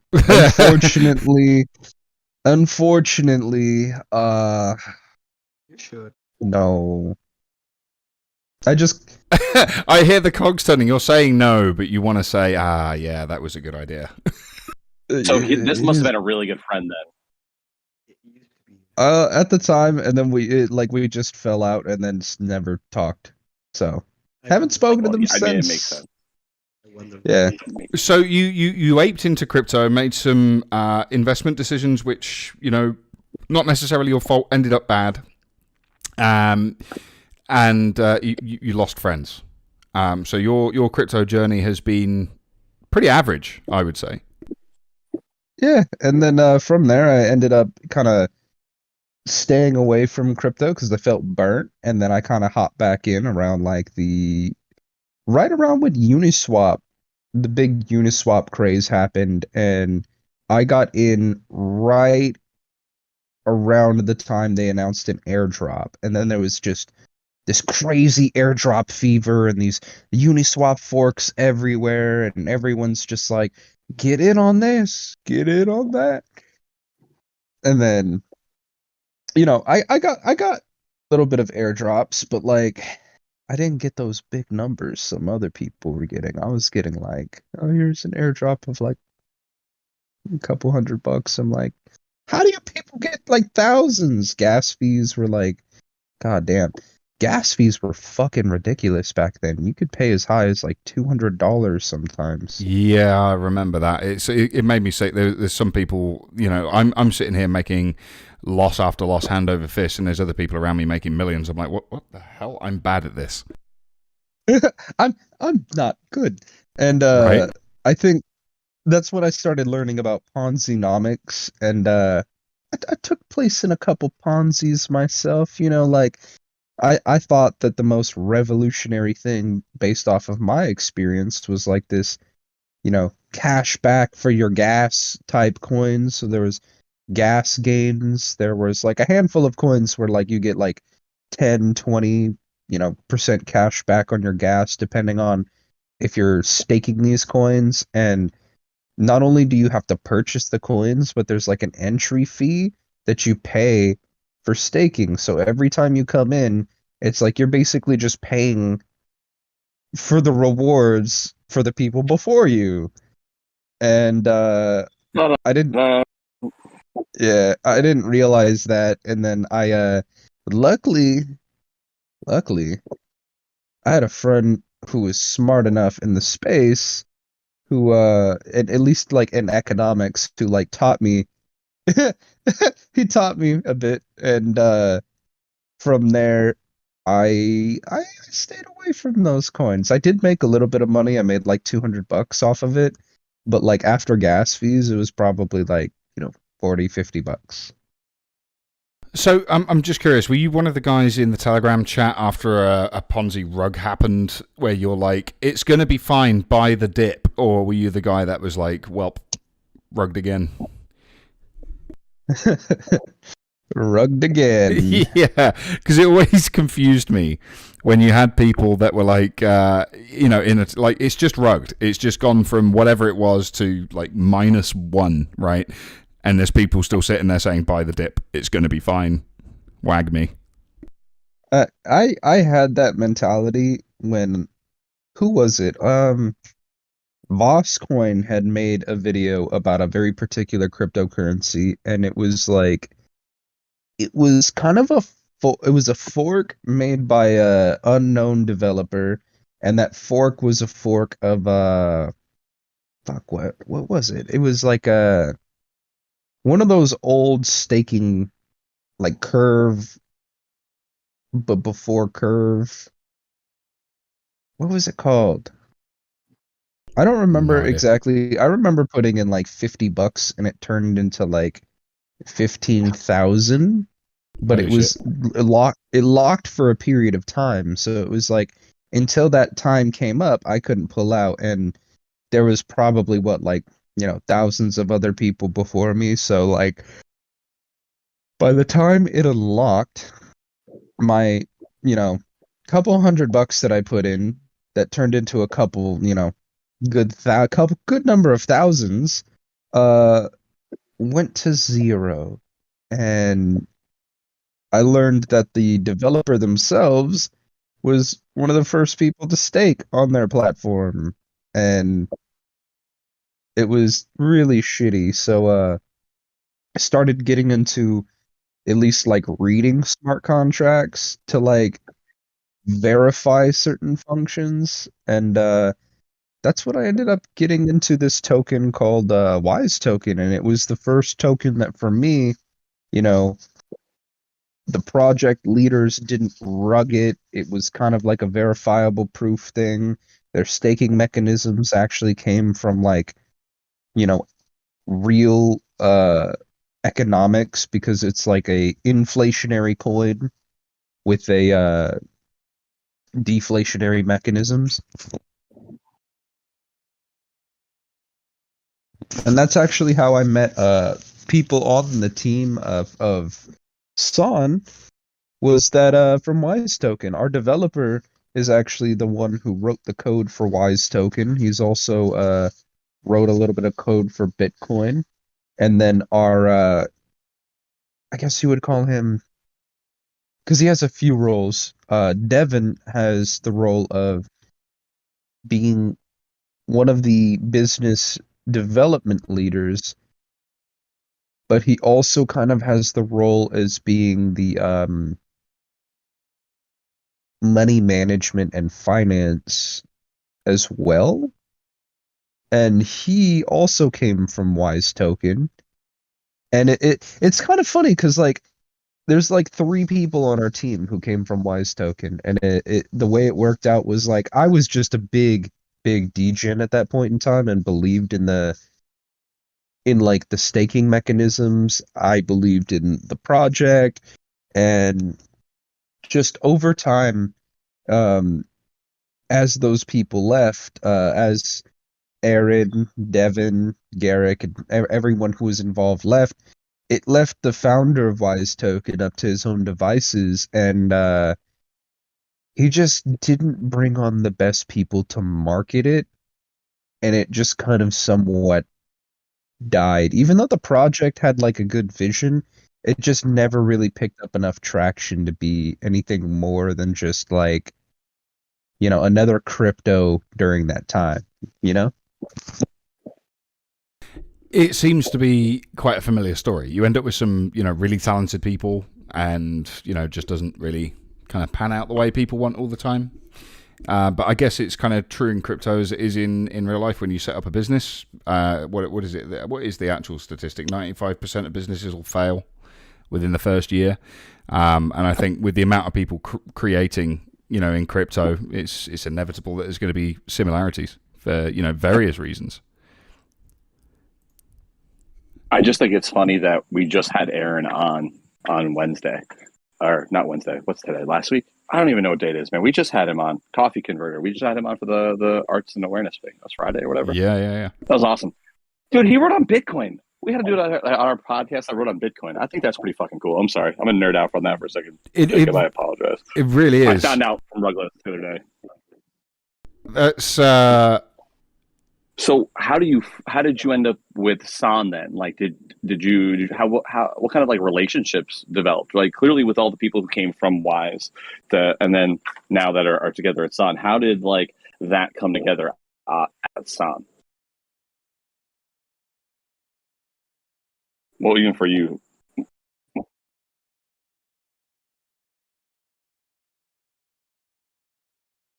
Cry? I think we good, guys. I think we lost are we Cry. good? No, I think we lost Cry. Discord is rugging Cry. See, he can't get through anything. He can't get through without getting something that makes his portfolio cry. That's rough. He's just got rugged from CryptoLam. While we're waiting for Cry to get back, Chef Soy Sauce just said, what did I win? It looked like it was a 50-50 chance. Yeah, I think you're right there. It was a 50-50 chance. But you won a giveaway of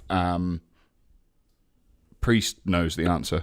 No, it's a pair of whitelist tickets for the Rocket Monsters mint on Soul. Right. Does he win both of them? So when you mint, it's going to be a random between two characters. Because I was asking for the mechanics. So they'll have two opportunities to mint. They'll be able to, if they get the character they want the first time, awesome. They can, trade whitelist to somebody else. That's up to them. But you'll only be able to mint those characters this time on Solana. So if you're interested in Rocket Monsters, which you should be, you should definitely be interested. That's what you want, big guy. I have a Solana. I have my Solana wallet. We'll create a ticket and we'll get them to you. Yeah. So get into our Discord. Dude, sorry, Fizz. Nope. Nothing for me. Oh, I thought you said something. Am I still rugging? No, you're back. He's alive. I'm back. Wag me. I love it. Yeah. I love it. So to remind myself and the viewers, what we asked was, Cry, could you explain to me how, like, the people from Wise, like, how you kind of came with them from there to San, like, and did you guys leave Wise and then go directly to San, or like what happened during that transition period? Oh, that's kind of a funny story because I was one of the most vocal investors of Wise Token. I actually created a YouTube channel with two other friends that I made from the Telegram chats and everything, and I seen that they had started making content. They're known as Wise Beyond Bitcoin. It was Lucas and Ryan, who are two big brain, just two big brains who really understand economics. And I don't just mean like understand. I mean, they will quote books on economics. They understand economics from a perspective that's just so high level, and they gave me so much knowledge by being able to work with them. We would talk about Wise Token, and originally the channel was just about Wise Token until eventually we had branched off into other topics and decided to sort of break our ties with Wise Token. Just mostly because of the lack of news coming from the project for a period of time. And what ended up happening is Devin at the time was the head of marketing for Wise. And so I would always be pinging Aaron every and like every week or every day, it got to the point where Aaron was just like, "Look, stop it, bad. That's a no." And he's so And, nice. So for you to have to have done that, that means you were probably properly blowing that man's phone up.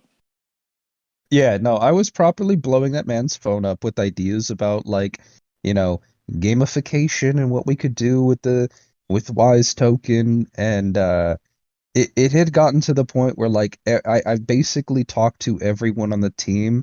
Their other their other dev, Vitali, I talked to him a bit because he is also a fucking legend when it comes to coding. And he teaches classes, but he's a bit expensive. It's like $75 for like a lesson. So I was like, oh. Ooh. But with that being said, I mean, big brain Solidity developers know their worth. I'm going to be completely honest with you. I am a very high level coach, and when I coach privately, I charge more than that, and I have no issues with that, like at all. So, like $75 a lesson is not bad at all. Like that's actually relatively cheap if you're learning from somebody who's that good. Like just in context for like in the United States for like for educational resources outside of school, that's actually awesome. I mean, it's expensive. Like, it's not cheap, but that's awesome. Yeah, my yoga teacher charges that. I mean, seriously. Well, your yoga teacher is, that's different. But yeah, I'm sorry, right. Jacob. I didn't mean to. Yeah, I didn't quote mean to, unquote yoga. Yeah, yoga. Yoga. Pictures later. Yeah, it's weird. Jacob, so I apologize for cutting you off there. I'm sorry. Can you please continue? Yeah, no, you're good. You're good. I love when people get personable with their stories and kind of share with their thoughts too. So like, sometimes I'll go off on tangents, and I feel you because like I play piano and I used to pay like damn near $100 for like a lesson, and that hurt my pocketbook. But I learned that the best way for me to learn is using free tools that are widely available on the internet and just fucking up there's an enough app for that times now. Yeah, there's an app for that now.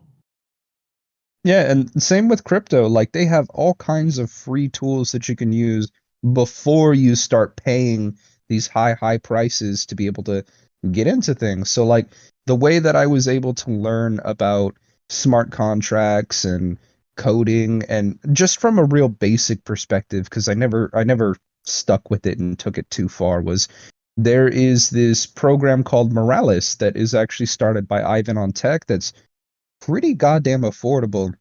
It gives you access to all their automated classes. If you pay a little bit more, they'll actually have a tutor that'll help you, and they do have kind of like a GitHub God, I always hate mixing up these words. Is it suppository or repository? One of them goes up in your butt, and the other one is a collection of things. A suppository goes in your ass, typically. Yeah, a suppository is that thing. So what Fizz has is a repository of suppositories. Right beside my toilet. Look, I failed English, all right? Like in high school. This is me having flashbacks. Okay. That could be very bad when you go to the hospital. I failed math. We'll make a hell of a team. I mean, Fizz, I know you failed math. I know. I failed crypto. Hell yeah, we all do.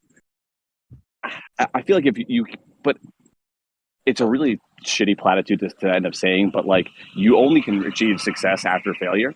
So like if you haven't failed in crypto before, you're not going to be successful because you're not going to walk in from Web 2 into Web 3 and just like drop your dick on the table and be like, yep, I'm the best. Here we go. Look at me. I don't know really many people who are able to do that. Outside of probably Rugless. Rich next week. Okay. I won't be rich next week. Okay. Wag me. You have to have money to put into crypto. Fucking picked, Harmony. Buy you a Stoic. I mean, it's like, crypto is a very stressful thing to be in. It's also a very cool thing to be in, but it's like, it does take its toll. I mean, I'm only 15. and some people say I look a little bit older than that. Well, I want you to know you sound like you've been through some stuff in life. You sound like you've lived a full 38 years, and like you got 12 children on the way. Yeah. Echelon, when'd you get on here? I'm kidding. Rugless! I was like, wait, Face what? reveal. Not really. Oh yeah. For Rogueless face I reveal reveal. every week. Sorry, he just found it. He sounded like Echelon. Oh, he turned it off literally as I put him on screen. Where are you going? Where are you going? Where are you going? Oh, wait, who's that? Cry. See him. Yeah, it What? looks like after 3 burritos. The screen literally froze on that face for quite some time. I'm not sure if you're aware. You probably only did it for a split second, but it was on the screen for a while. Yeah, there we go. There's some more of Look it. at him. So happy to be here. Well, There's another thing. if you weren't I'm the doxed, you only- are. I'm the only- I'm the sorry. only guy Let's go that back to your hates YouTube career the transition. Samsung. God damn. Oh yeah, yeah. So with Wise Token, I ended up making enough content to where we got recognized by the founders and the team, so they would have us, make content. They would share it to explain Wise Token because honestly, from like an economic perspective, it's a sound money system. But the problem was, how the hell do you get people to understand something that's like from a basic level? So like my job was basically distilling information and regurgitating it in a way that anyone can pick up and understand. So Wise Token was like the US dollar being backed by gold, but in crypto.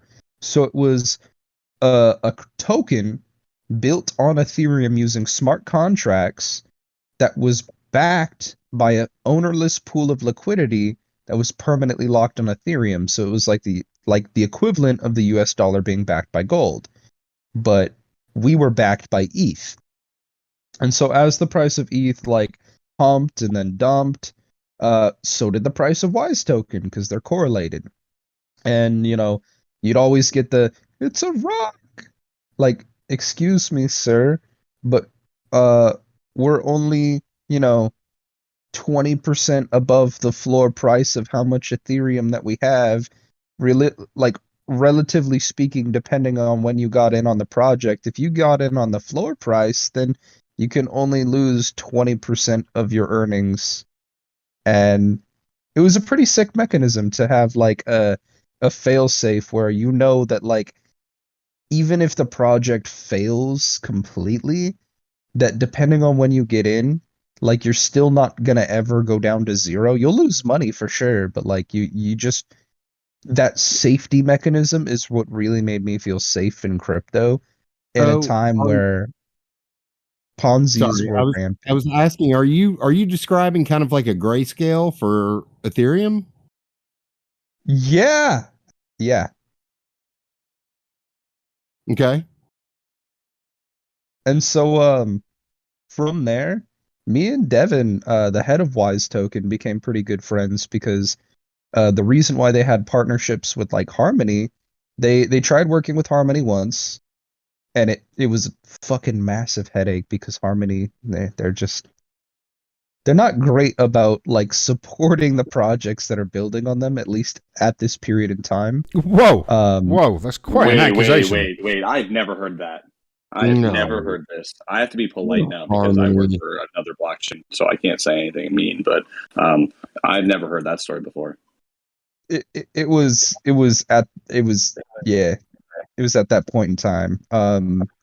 Because like Wise Token had put their token out, bridged it over to Harmony, and they just at that point in time like had the hardest time reaching out to anyone from Harmony to like continue their partnership. And so what ended up happening is I kind of aped really hard into Harmony, and I made friends with NFT artists like Lochi, Globy, and just a Sir Sapient, a few different, another Sir.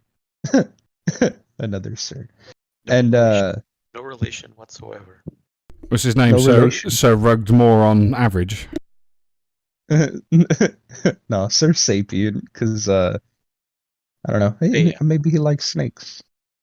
A sapien would be But, human. Oh, Ooh, they don't know the story. oof. This whole time I thought it was snakes. So Damn. a serpent would be Um, snake, but sapien's human, so it'd be Sir Human. It just blew my mind.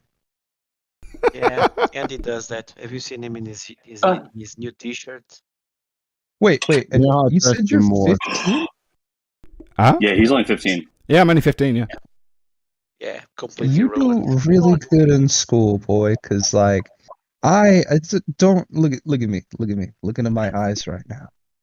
I'm just wondering, have you I'm ever proud of caught? you. Have you ever caught our show Looking at the before? computer. Literally No. looking at my computer. Oh, okay. Yeah, I'm definitely 15. Like puberty Well, kicked I the didn't shit get out of me. school. Actually, you want to hear my voice? I went through second puberty once, and Here come the voices.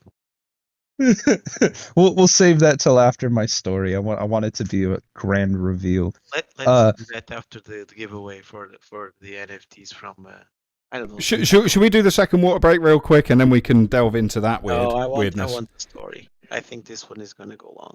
No, no. We have to finish the story. Then we can do Yeah. it. All right, okay, go for it. Go. So Devin ended up having a problem with Wise Token, Wise Token ended up having a problem, and Devin had somewhat expressed it to me privately, and that problem was one, reaching out to Harmony, and two, it was a technical issue with a wallet issue with bridging and something else, and I was like, oh my god, I know the exact people to solve this problem, and they work at Harmony. And so I ended up connecting Devin with a few people from Harmony, had them in a call very similar to this, where I just sort of curated like, hello so and so, this is so and so, meet so and so. You have a problem, they have the solution. You also have a problem, they have the solution. And it ended up working in a weird way where I was just kind of curating and helping out. Like, I was helping out the project themselves find notable people to be able to partner with. And it just sort of happened on accident because I was just like crackhead in the space reading white papers goddamn daily, to the point where my day job was just looking at my internet history, and they're like, we don't pay you to read white papers. Like, we pay you to do work. And yeah, my boss kind of pulled me aside, and he's like, look, every time I hear the word crypto out of your mouth, I need you to put a quarter in this jar. And he was rich. Needless to say, I shut the fuck up for a period of time. And I'm going through a similar situation, so I can connect. I feel you. I don't talk to anybody outside of my family about crypto at all because I don't want there to ever be a quarter in that jar. I used to, now I only talk to my brother-in-law. He's the only one that shows up on my spaces, so yeah.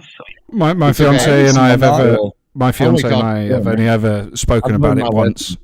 and you know she just basically says, oh, "Okay, cool. How do I spend it?" It's okay. I had Bill.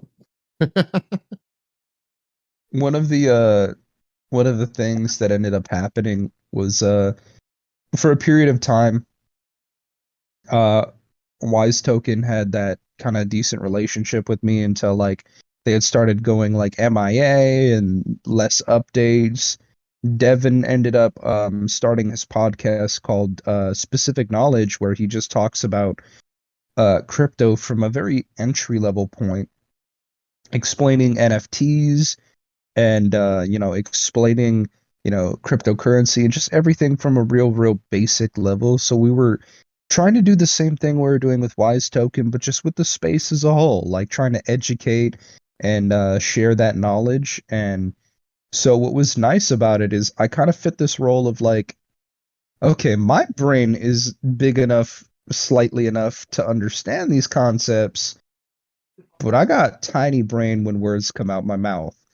And so, how do I explain something to somebody that anybody can understand? And so the way we explained NFTs was like, NFTs are collectible, and at the end of the day, it's sort of a proof of that collection. So like we explained it somewhat like trading cards, like Pokemon cards, like anything else that's a collectible. But the cool part is anything can be registered as an NFT on the blockchain. So ultimately, you could put the deed to your house as an NFT, and that can be tradable. You can have NFTs completely change the supply chain, so you always have every single part accounted for. So let's say every part of a car has a serial number, right? Well, if you were to put it on the blockchain, every part has a verifiable proof that you can go through. And the cool part about having NFTs in the supply chain is you avoid, double spending, and it's so much. It's just, in my eyes, it was like the future, right? Like, let's change the way that we do things to be provable, verifiable, and open to the public. And I love the sentiments of it. I love the idea of like an open public ledger. And so I was just advocating for that. And it got to the point where Devin ended up actually working at Harmony because of the relationships he built. And for a period of time, I worked at Harmony as a brand ambassador, and I'd go to physical events and just talk to people about Harmony the same way I would about Wise. And I ended up not being able to do that very much because it wasn't affordable for me to drive 4 hours from where I live, spend the gas, stay at a hotel, and rent out a conference room. Because by the time I went home, I was like, oh, I made $100. Like, yeah, it would have been a lot of money if I had like not needed a hotel, not needed to drive, not needed, you know what I mean? It was the costs of like doing the thing in the first place that kind of like ate into everything. But it was fun because I'd go to LA, I'd like take my little brother, we would just like hang out, eat food in LA, and it was fun. I'm not gonna lie, it was fun, but it just wasn't for me because it wasn't sustainable. And so eventually, I just focused on Wise Beyond Bitcoin and putting out YouTube content, talking about different cryptocurrencies, talking about the future of this space and where I thought it was going to be. And I was advocating about layer 2 solutions, scaling solutions, actually before a lot of them were even available. So like Immutable X, before they even launched their chain, I was talking about, them and playing their games like Gods Unchained back when, it was in its like beta. And I think it's technically still in its, no, it was in its like, it goes alpha and then beta, right? Yeah, typically it's alpha and then beta and so on, yeah. Yeah, I got in during their alpha testing, and then from there, it was like, I remember when they had only one expansion, and the game was just very unbalanced. So like, it's kind of like Hearthstone meets Magic the Gathering, and the gods that you would choose were just like very unbalanced, and all you needed to do was choose the magic caster god and then throw up a protective shield and have like a shit ton of like protective, like they call them buildings. But yeah, it was relatively easy to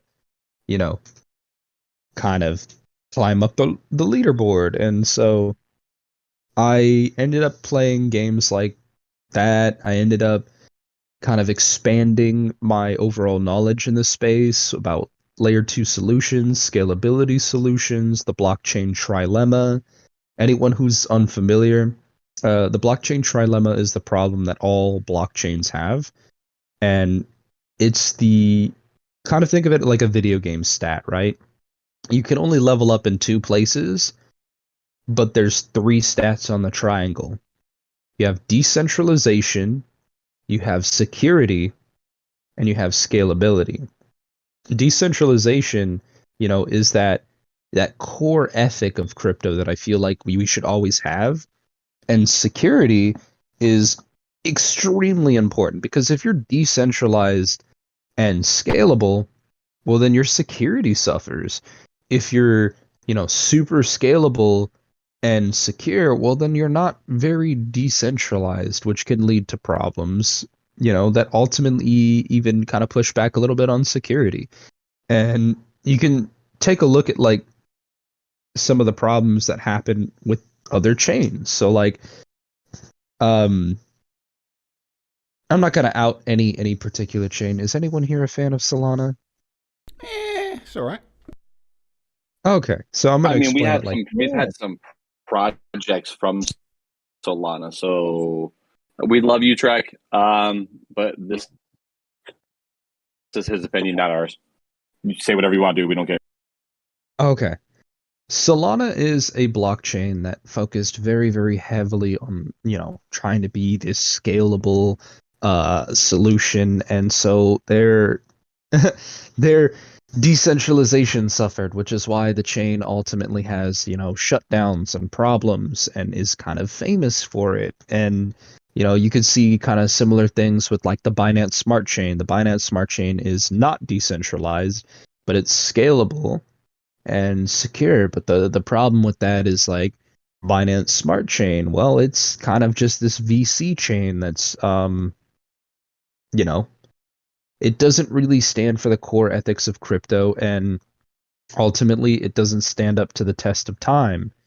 And it's one of those things where the reason why decentralization is so important is so that way everyone can have an active voice and an active role. Part of the thing that got me into the crypto was this idea of banking the unbanked and doing it in a way where no government entity can control you, because ultimately debt is used as a tool to control people. It's used as a tool to control your spending habits, is used as a tool to keep people in certain demographics. And you can see that throughout the history of the United States of America. We have targeted people based off of ethnic, based off of their ethnicity, based off of their religion.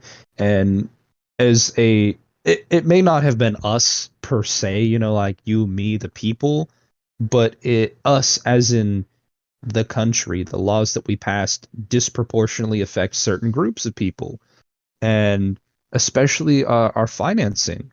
And so you can see that across other countries as well. And it's one of those things that just never sit right with me, is that, economics and money is used as a tool to sort of keep people as wage slaves. And the idea that really resonated with me for crypto was this idea of becoming unbanked, of this idea of, a rising tide floats all ships. And crypto was supposed to be this, emphasis on that. And there were a lot of crypto at this time that had made these promises of these unrealistic, unsustainable gains. Like, and I keep looking back at Binance Smart Chain, that, all the projects on Binance Smart Chain that, pumped, dumped, and are now dead forever. Like, and I think a great example, and the one that hurt me the most was Moon. Sorry. No, you're good. I thought it was funny. Fake Moon. The one. Let me blow my nose really quick. Sorry, allergies.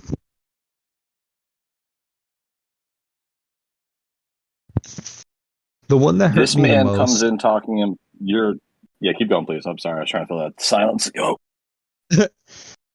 The one that hurt me the most was this project that had an extreme amount of value proportion.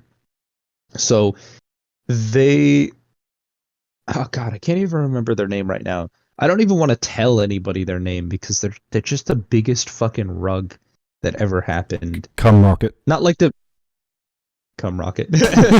No, it was they actually had utility and it was fucking cool because like from an economics perspective, this is sort of what crypto needs. It's not even sort of, this is what crypto needs, and it gave tools, or it was supposed to give the tools to the people widely available that, you know, only the rich have access to. Did it end in Hub? No, it didn't. And so what it was is the way it worked is, I'm not sure if anybody understands like how the extremely wealthy stay extremely wealthy and pay basically nothing in taxes, but we have a legal loophole sort of in our system here in the United States where, you know, taking on debt is a non-taxable event. And so the way the rich handle that is they, like people like Elon Musk, he doesn't get paid in payroll, right? He refuses to take a payroll, which looks good on paper because you could say, oh, well, like, I only get paid, you know, $20,000 a year, blah, blah, blah. But then how is it that he stays absolutely fucking stinking massively wealthy? How is it Jeff Bezos is massively wealthy? Well, it's because what they do is instead of having them getting paid in payroll, they pay themselves in percentages of assets within their company. And so that's usually in the form of stocks or, you know, a percentage of company ownership. And what they'll do is they'll pay themselves in assets that you could use as collateral for a loan. And ultimately, in the Web 2 space, like you can use assets as collateral for a loan, and that's a non-taxable event. So what they do is they have this strategy called rehypothecation. And so it's taking an asset, using it as collateral for a loan. Now you have all this liquid capital, this cold hard cash that you could use for whatever. And what they would do is they would invest it into something that would make them more money. And ultimately, this is kind of like the backbone of the American economic system is, you know, the extremely wealthy and the large businesses using this kind of like rehypothecation strategy. And, you know, you can kind of see that throughout the housing market and throughout the investment styles of what's been going on with the Chinese housing market. And so if we were to take a look at like the Chinese housing market, the craziest thing is like for them, they don't like have normal people invest into assets in like stocks, bonds, or anything like that. The biggest status symbol in the Chinese market is owning your own home. And so they've over the years well, may I interject for 1 second? They don't actually own their own home. They lease the land from the government for 75 years. I've been watching a lot about heard this. Was it you? So like they don't even actually own it. Was it you that said that before on the podcast? Because I remember hearing something like that before. Yeah, I brought this up a couple weeks ago. Yeah, I brought this up a couple weeks ago. I'm really happy you're hitting on this. So like I just want to say like they don't actually own it, but that is the huge. You're right. That is the number one thing for their investments, and they don't even buy their houses the way we buy them in the United States. They pay for it before it's built. So like while it's being built. Yeah, while it's being built.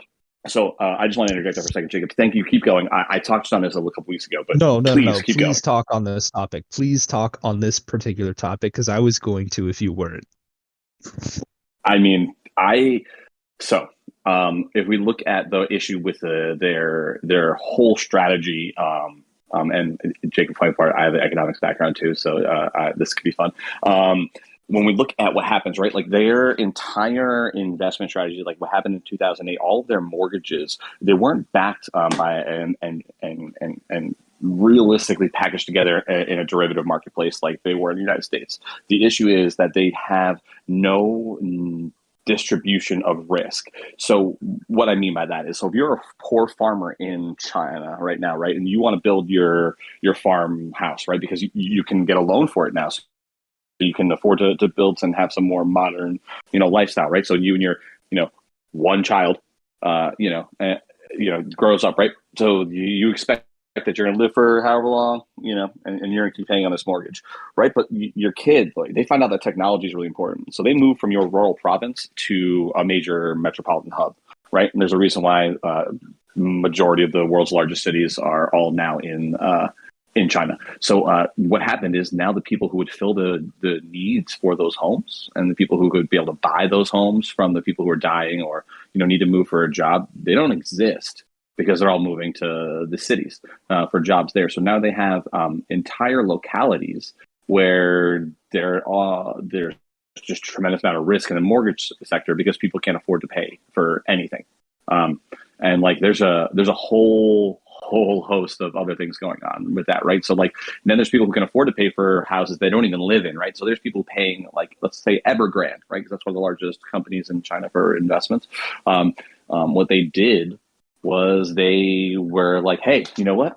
I can now buy land with this money that I've got for this tower that I'm currently building. And all I have to do is just keep buying land and keep pre-selling all of these apartment units. And that is the trap that people got into. So these kids would grow up in the rural areas. They would get their education, because that the educated population is important. China has a restriction on their population. So when you have a restriction on your population and they decide to move, that now leaves no one to refill and backfill those within the cohort behind them. And now all of that purchasing power has now removed itself from the rural areas. Then on top of that, China's rail infrastructure is unsustainable, I think is the right way to put that. It costs more money than it can create. And it's now got lines that they can't fill the seats on the train in China. So like that's a problem, right? When you're spending trillions of dollars in high-speed rail that don't actually go anywhere, don't work properly. So like what's happening in China right now is a clusterfuck is the right way to put that. I apologize for YouTube. We're not going to get monetized. So like we have an issue with the banking system, right? There's an issue right now where banks are not actually able to remain viable because they have themselves over leveraged because that's what happens in banking. The only thing that they can do to make more money as they pay themselves more is to take on more risk. So to take on more risk, they have to either loan money out to people for higher interest rates because they're not worthy, or the project itself has underlying risks. So we look at the banking industry in rural areas, there's having issues, right? You'll see on some media outlets that's being reported that there's been like quote unquote runs on banks and protests outside of them because people aren't having access to them because all these people at the top of the banking industry in China, as it's been opened up to more capitalist tendencies, they're all getting indicted for doing dumb shit privately, not publicly. So we look at the banking sector, real fucky, right? Now let's look at the technology sector, which is really actually the banking sector because it's what are they investing in? What were they like driven by the government's initiatives to invest in? And we look at their high-speed rail initiatives and the massive failure that they are. It's that in itself is a ticking time bomb, but that could be they're tools, right? They're always tools at a nation of China's size to work amongst those things. But what they don't have is a solution for a problem with their housing industry that's larger. I think it's like 10 times as large as what the housing industry issue was in 2008 for the United States. It was about $800 billion in bad debt that would like spiral out of control. So that's what they needed to control. But I think it's in the, I believe it's single digit billions, but I'd have to relook at the numbers. It's been a while since I watched Patrick Boyle's video. But so we look at those two crises happening at the same time. And it just creates an entire situation that is ripe for social and civil unrest, and also an usherance of cryptocurrency to come in behind and fix the fuck ups that they can't unfuck themselves from. Because monetary tools are only so effective, and unfortunately, when you have the amount of inflation that we've experienced the world scale, they're just going to be less and less effective as they get used. At least in the United States, I'm not sure what China does with their monetary policy because it's not an open economy, and not that America is either. But we don't have access to the data, right? Like I can't pull up China's Fed sheet and look at what their actual money supply is, like you can do in the United States. So, what's up? Really quick plug, because like I loved that you brought up that we're technically not a open economy, but there is data available to us. One of the things that really makes me upset is the inflation data that we're fed as United States citizens all the time. When they cherry pick that information, food, they're no energy. Yeah. So yes, and like even Schwaber and I have had that conversation. They're high variance items. So like CPI can't be a statistic that has those high variance items in it if you want it to be able to have long term implications, right? Like, and that's what they want for CPIs. They want to be able to relate it from what it is currently to what it was previously, and that's why that basket gets changed out. And I understand that aspect, but the issue is that we take these statistics that we create so that they are actionable and they can be used over long term, and then we misuse the statistics that we are available because we subvert what they actually mean to fit our narrative of what we correct, right? Like the most important people who work in math are the people who work in statistics, not because they're not genius, because that somebody has to keep the marketing people honest, because they'll never understand what they're trying to say, because literally look at any graph that's ever up and look at the axes. If you don't look at the axes, you don't understand the context. And that's always the most important thing, is what is the context? I'm sorry, Jacob. Keep going, man. What did you want to touch on China? I'm sorry. When you said axes, shit's going to happen. It makes me sad. When you said axes, I thought infinity. But side tangent, for anybody who is frustrated by that same point of like the dishonesty of governments, cherry picking data to talk about inflation and inflation mechanisms. Oh, we're at 8%. That's actually not right. And what's awesome is that here in crypto, we actually do have extremely innovative tools that use Chainlink price oracles to gather real world price data. I'm talking the after taxes price that we pay as consumers, aggregates all of this data, collects it, and then gives you an actual representation of how much inflation is. When the US was saying earlier, what was it, 2021, 2022, or how, I forget how long it was, but they were saying like, oh, we're at 8%, we're at 8%. No, that is a lie. Overall, we were at 11.8%. And the way that you can find this information is there is this app within crypto called Truflation. And you can go and you can check it based off of your region. You can check it based off of like what country you live in. You can check it based off of housing, transportation, food, medical. Like it will break down and all of the pricing data. And for me, what I do in the crypto space is I look at that data, right? And I ask myself, from like an investment standpoint, can I match this percentage of number? Can I make 12% on my investments or more? And so long as you're beating the price of inflation as an investor, you're winning. That's all anybody can ask of you. Beat the price of inflation. That should be your sole goal, and do it in a way that's sustainable. Like these 100x's, chasing these 100x's, these 20x's, it's not sustainable, and you're gonna end up losing money. And that's what I've ended up doing, happening to me in this space, is I've lost lots of capital that I couldn't afford to lose. Like I had to borrow money from my parents to pay rent 1 month because I was like, this is a surefire thing. Let me just invest the money that I don't have to invest. It's totally fine. Don't do it. That's a bad mistake. Don't do it. And oh man, we've really gone into a whole side tangent. It's gone very deep. Truflation. Look it up. It's a tool that I use. It's a tool I recommend everybody know. And to kind of get back on topic about like my experience in this space and kind of like how it came to be with Son is it was because of like tools like this and education that I made friends with like Devin.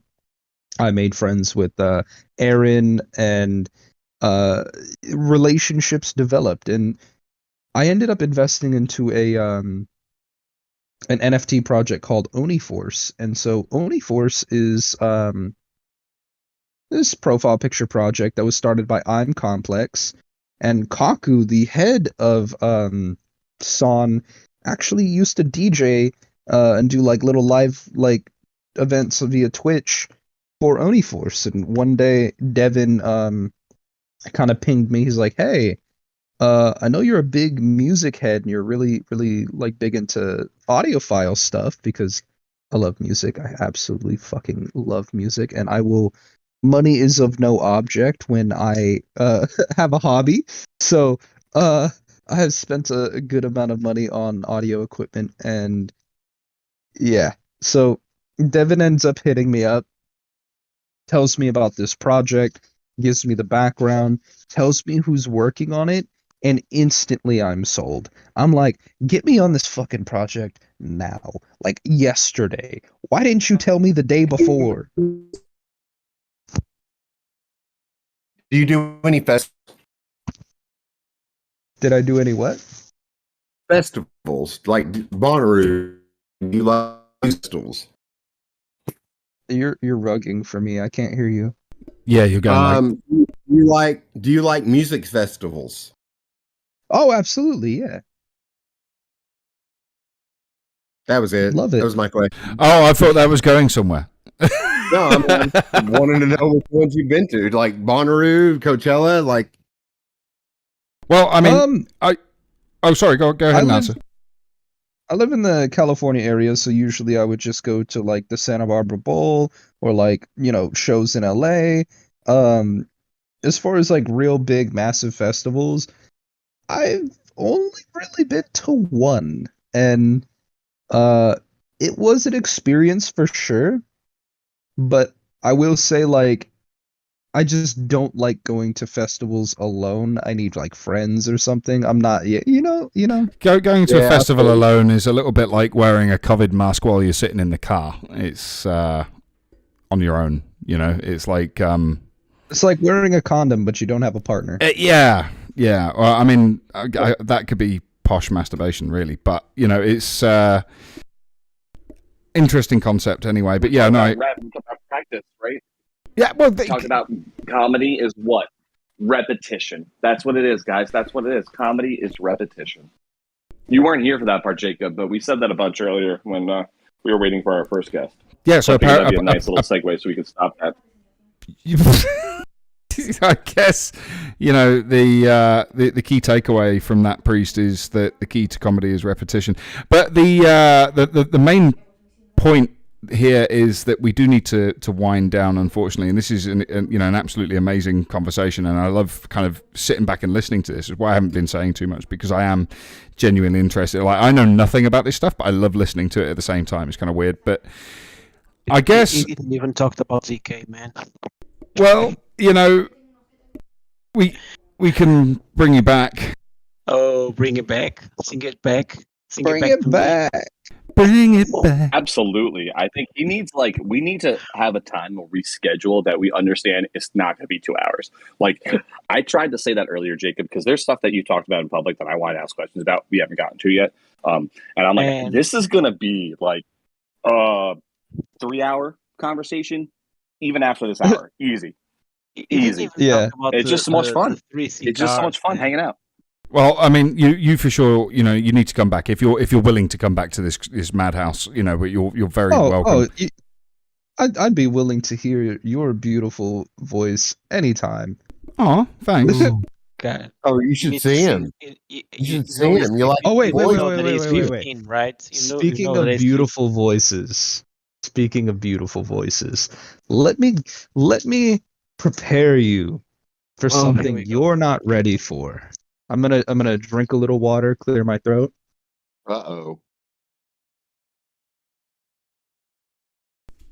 Now, I have gonna- a structured settlement and I need cash now. Sorry. call JG Wentworth 877 cash now.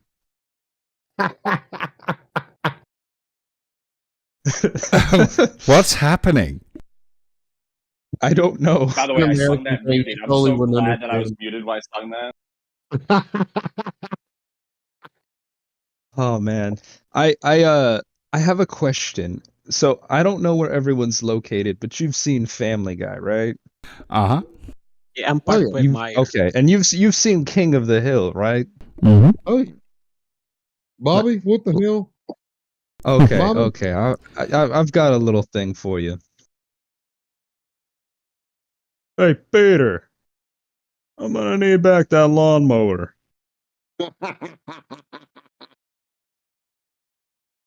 Now I wanna God do damn the it, boom Bobby. boy.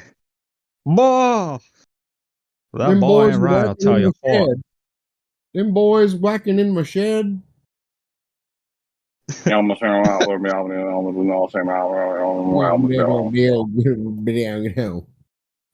I didn't come here with no cookies, no milk, no nothing. I came here with a mission, and that's to sell you towels. I market towels as a replacement for furniture. I call it the bed towel. I It's a love it. multi-purpose utility tool. Who needs a desk? Who needs furniture when you could place a towel on your bed? You'll need a rag to clean up your bodily fluids. Use the same rag that's covered in the crumbs of your sins. Is that like Don't two forget girls? to bring it down. Is it like two girls in one cup? No, it's an ongoing meme. In the Oni Force community, I am known as the guy who did like a mukbang video once, and it blew the fuck up. And I basically, they asked why I was eating on my bed over a towel, and I said so I don't get crumbs on my bed. And they're just like, they were blown away by the pure maddening degen that was my life. And No. I- That I is fucking inhaled- intelligence right there. I don't care what anybody says, right? You could say, like, I'm captured by some organization, right? And they say, okay, we're going to torture you, Chinese water torture. We're going to use waterboarding. We're going to, staple your nipples to the table, whatever, right? And it's like, okay, you know what? I'll do my best to handle that like a man. Put crumbs in a freshly cleaned, crisp, sheeted bed. That's torture. Yeah, my wife See, would go mental. I agree actually with you. Go mental. And She does go mental with crumbs on beds. Yeah. Yeah, I also And- snack in bed. I don't care. I get yelled at all the time. I don't give a shit. one Sorry, of the babe. I love things you, that but I'm doing it. one of the things that kind of was the ongoing gag is that, like, when bed towel utility, when you drop in the bed towel NFTs, and so, like, there's a video of me floating around on the internet. There's a few videos of me floating around on the Yeah, you internet float around. eating. You float around. Yeah, I float around, but there's a few videos of me inhaling food at ungodly speeds. I ate an entire slice of pizza in under 5 seconds, like crust and all, and it was probably my proudest moment because I inhaled it in about 3 bites, and people genuinely didn't believe it was like real. They thought it was doctored, and I'm like, no, you can call me the Iron Stomach. And that same message has been brought over to Son. The same people who know me from Oni Force have now come to Son. They know your man can eat, your boy can eat, and I like to eat big. So I'll devour an entire like 200, not 200,000, Jesus, 1,200 calorie burrito in like 2 minutes, 3 minutes tops. Well, Man, I know I I say this a lot, but you guys would love Portugal. I Oh God, you would. You really would. It's big eating time here. we Oh, love eating. I'm gonna You know the visit you in French. You know Portugal the one French day. love eating, right? French are known for loving to eat. No, they don't. No, the French Yeah. are known for cooking, not really eating. No. They eat a lot. They are known for being at lunch talking about what they're gonna have for dinner. I see. I In thought they were Portugal, we do famous that for at being breakfast. angry We're about things. preparing breakfast, telling each other what we're gonna have for lunch. So we start earlier. I mean, my experience with that is they know how to prepare snails and frogs' legs and really tiny dishes of food. Like, I mean, Yeah, it's because their royals literally exploited them so badly that they took their fucking heads. That's why you eat frogs' legs, because it's like a delicacy. It's not a fucking delicacy. Nobody wants to eat that shit. I They mean, had to. I haven't tried it yet, actually. I agree, guys. I live in Arkansas, and nobody wants to eat that shit. I'm just saying, you know, give me a bacon sandwich any day. That's cuisine for me. I mean, you can't get much more perfect than that. Suckling pig. You want to talk cuisine? You guys want to talk cuisine? Gravy, I'm gonna Andy. share with you some cuisine right now. I want you to do me a favor. I'm gonna teach you guys how to make the perfect tri-tip. And I'm gonna do it without any visuals, without anything. This is my specialty right here, right? So tri-tip, for those of you who don't know, is a very particular cut that's done in like the California area. For some reason, I don't know why it doesn't exist everywhere, but it's a very particular meat cut, right? It's usually the stuff that the butcher doesn't use, but what's so cool about it is like it comes out this perfect, juicy, meaty consistency, and when you get it to that medium rare, it's just fucking delicious, fucking godsend, melts in your mouth, beautiful. And so the way you do that is I want you to take your index finger and make a circle, right, with your thumb. And so you'll notice that at the base of your thumb, there's this kind of like raised area. I want you to softly poke that. That is the consistency that your meat should feel like when you're doing a rare, bloody, rather, cut. Now, if you take your middle finger and make a circle with your thumb, you'll notice that it tightened. That area tightened a little bit. That right there, your middle finger connected to your thumb in a circle and feeling that base of your thumb, that is the perfect consistency of your meat. That is the texture you want your meat and toughness you want your meat to be at if you're trying to get a medium rare cut where it's cooked on the outside, it's pink on the inside with like just a nice kind of blended hue. And that's just a little top secret trick for barbecuing. I hope you guys use that. Instructions unclear, kicked from the restaurant and arrested for public indecency. Yeah, it was kind of. I thought he was making a dick joke. I was like, where's this going? He's going to do a dick joke. He's not going to be super serious about this. I didn't because I do that a lot. So I mean, I grill, so like I knew what he was doing, but I didn't think he was actually going to do that, right? Like I thought that was like the setup. I thought he was. I mean, the amount of times he was describing his meat, I've got to admit, it was getting hot in here. yeah, if you ask him about the fruit, I think he's gonna say meat. So yeah. Holy shit! No, when it comes to barbecuing, there's only one right answer. I am like the opposite of Hank Hill. If you're not using wood, like actual wood, I'm not talking charcoal. Charcoal fucking sucks. I'm not talking propane because propane is flavorless. Wood. And you want to be able to use some dry wood. You want to get some wood that's nice, cut up, semi-thick. What kind of wood?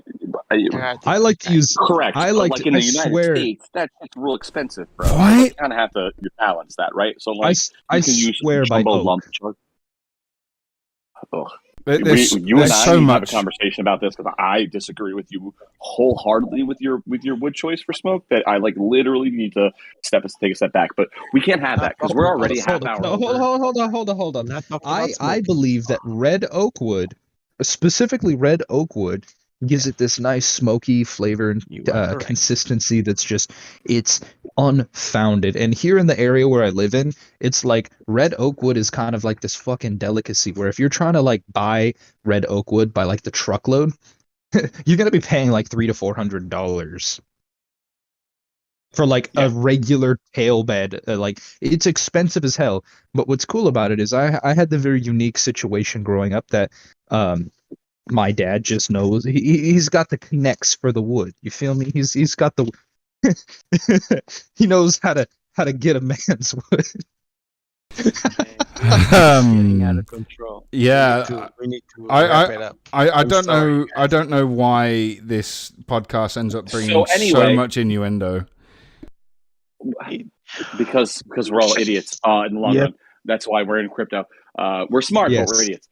So Jacob, I'm going to use that as an opportunity to segue into the question that we try to, wrangle our guests back with. And this is a question that we ask as we're getting ready to end because we're kind of, over already. But which is fine because I don't really care. But yeah, whatever. I don't really care. I have a birthday party. I know. Seriously, we're trying to finish Raja. So if you could relate you personally to fruit, which fruit would you be and why? Because you're coming back, so we'll do your project later. But personally, which fruit would you be and why? Kiwis. Yeah, Kiwis. I know that one. Because kiwis are the magical fruit. The more you eat, the healthier you are. Fucking apple a day, kiwis. Kiwis have, they're the most vitamin-rich fruit. They have vitamin K, which is great for bone structure. They have vitamin C, more than a fucking orange. They have more potassium packed into a kiwi than a banana. However, you would need to eat 2 kiwis to get the same amount of potassium from a banana. But that's just because of the pure size of a kiwi. And my favorite kiwis are Sun Gold kiwis. If you follow me on Twitter, at WiseCry3, CRI3, I do have a video of me explaining how you can eat the skin of kiwis, and I eat the kiwis with the clothes on. Yellow ones, people, the yellow ones. Don't mix it up. Yellow kiwis, Sun Gold. The other ones suck. Yeah, these ones come from New Zealand, and so they're We a have them little in expensive. Portugal. We have them in Portugal as well. The golden ones. I need to visit you in Portugal. Jesus Yeah, you Christ. do. We're a very small I think we all country. do. We need to do. We have a lot about everything, Well, that's the great part about being from a country that had colonialism. You get a bunch of every culture, right? Yeah. So Exactly. Never said it was perfect. Well, I mean, we've spoken about a lot of things. We've learned about a lot of things today, for sure. I'm still speechless about the whole wood situation. Well, guys, I just want to say I've appreciated coming on here. I have another call for another thing that I have to do. I do have to leave right now, but before I go, I'm gonna shill kiwis to you. Kiwis. Nice. Man, I love it. Take my money. Thank you for your time, brother. Thank you very, very much for everybody watching. Thank you to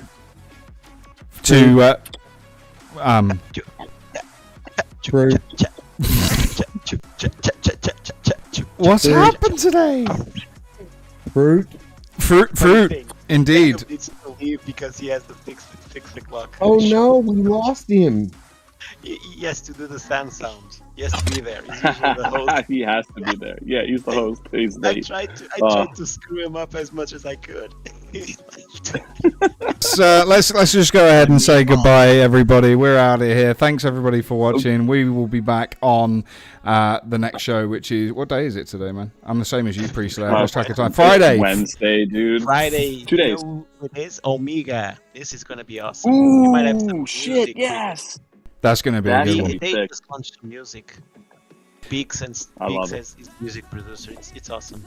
That's going to be Yeah, a really good one. dude. We're going to have a lot of fun with that one. So make sure you tune in for that, guys. Say goodbye, everybody. Bye. Ciao. Bye. Catch you next time.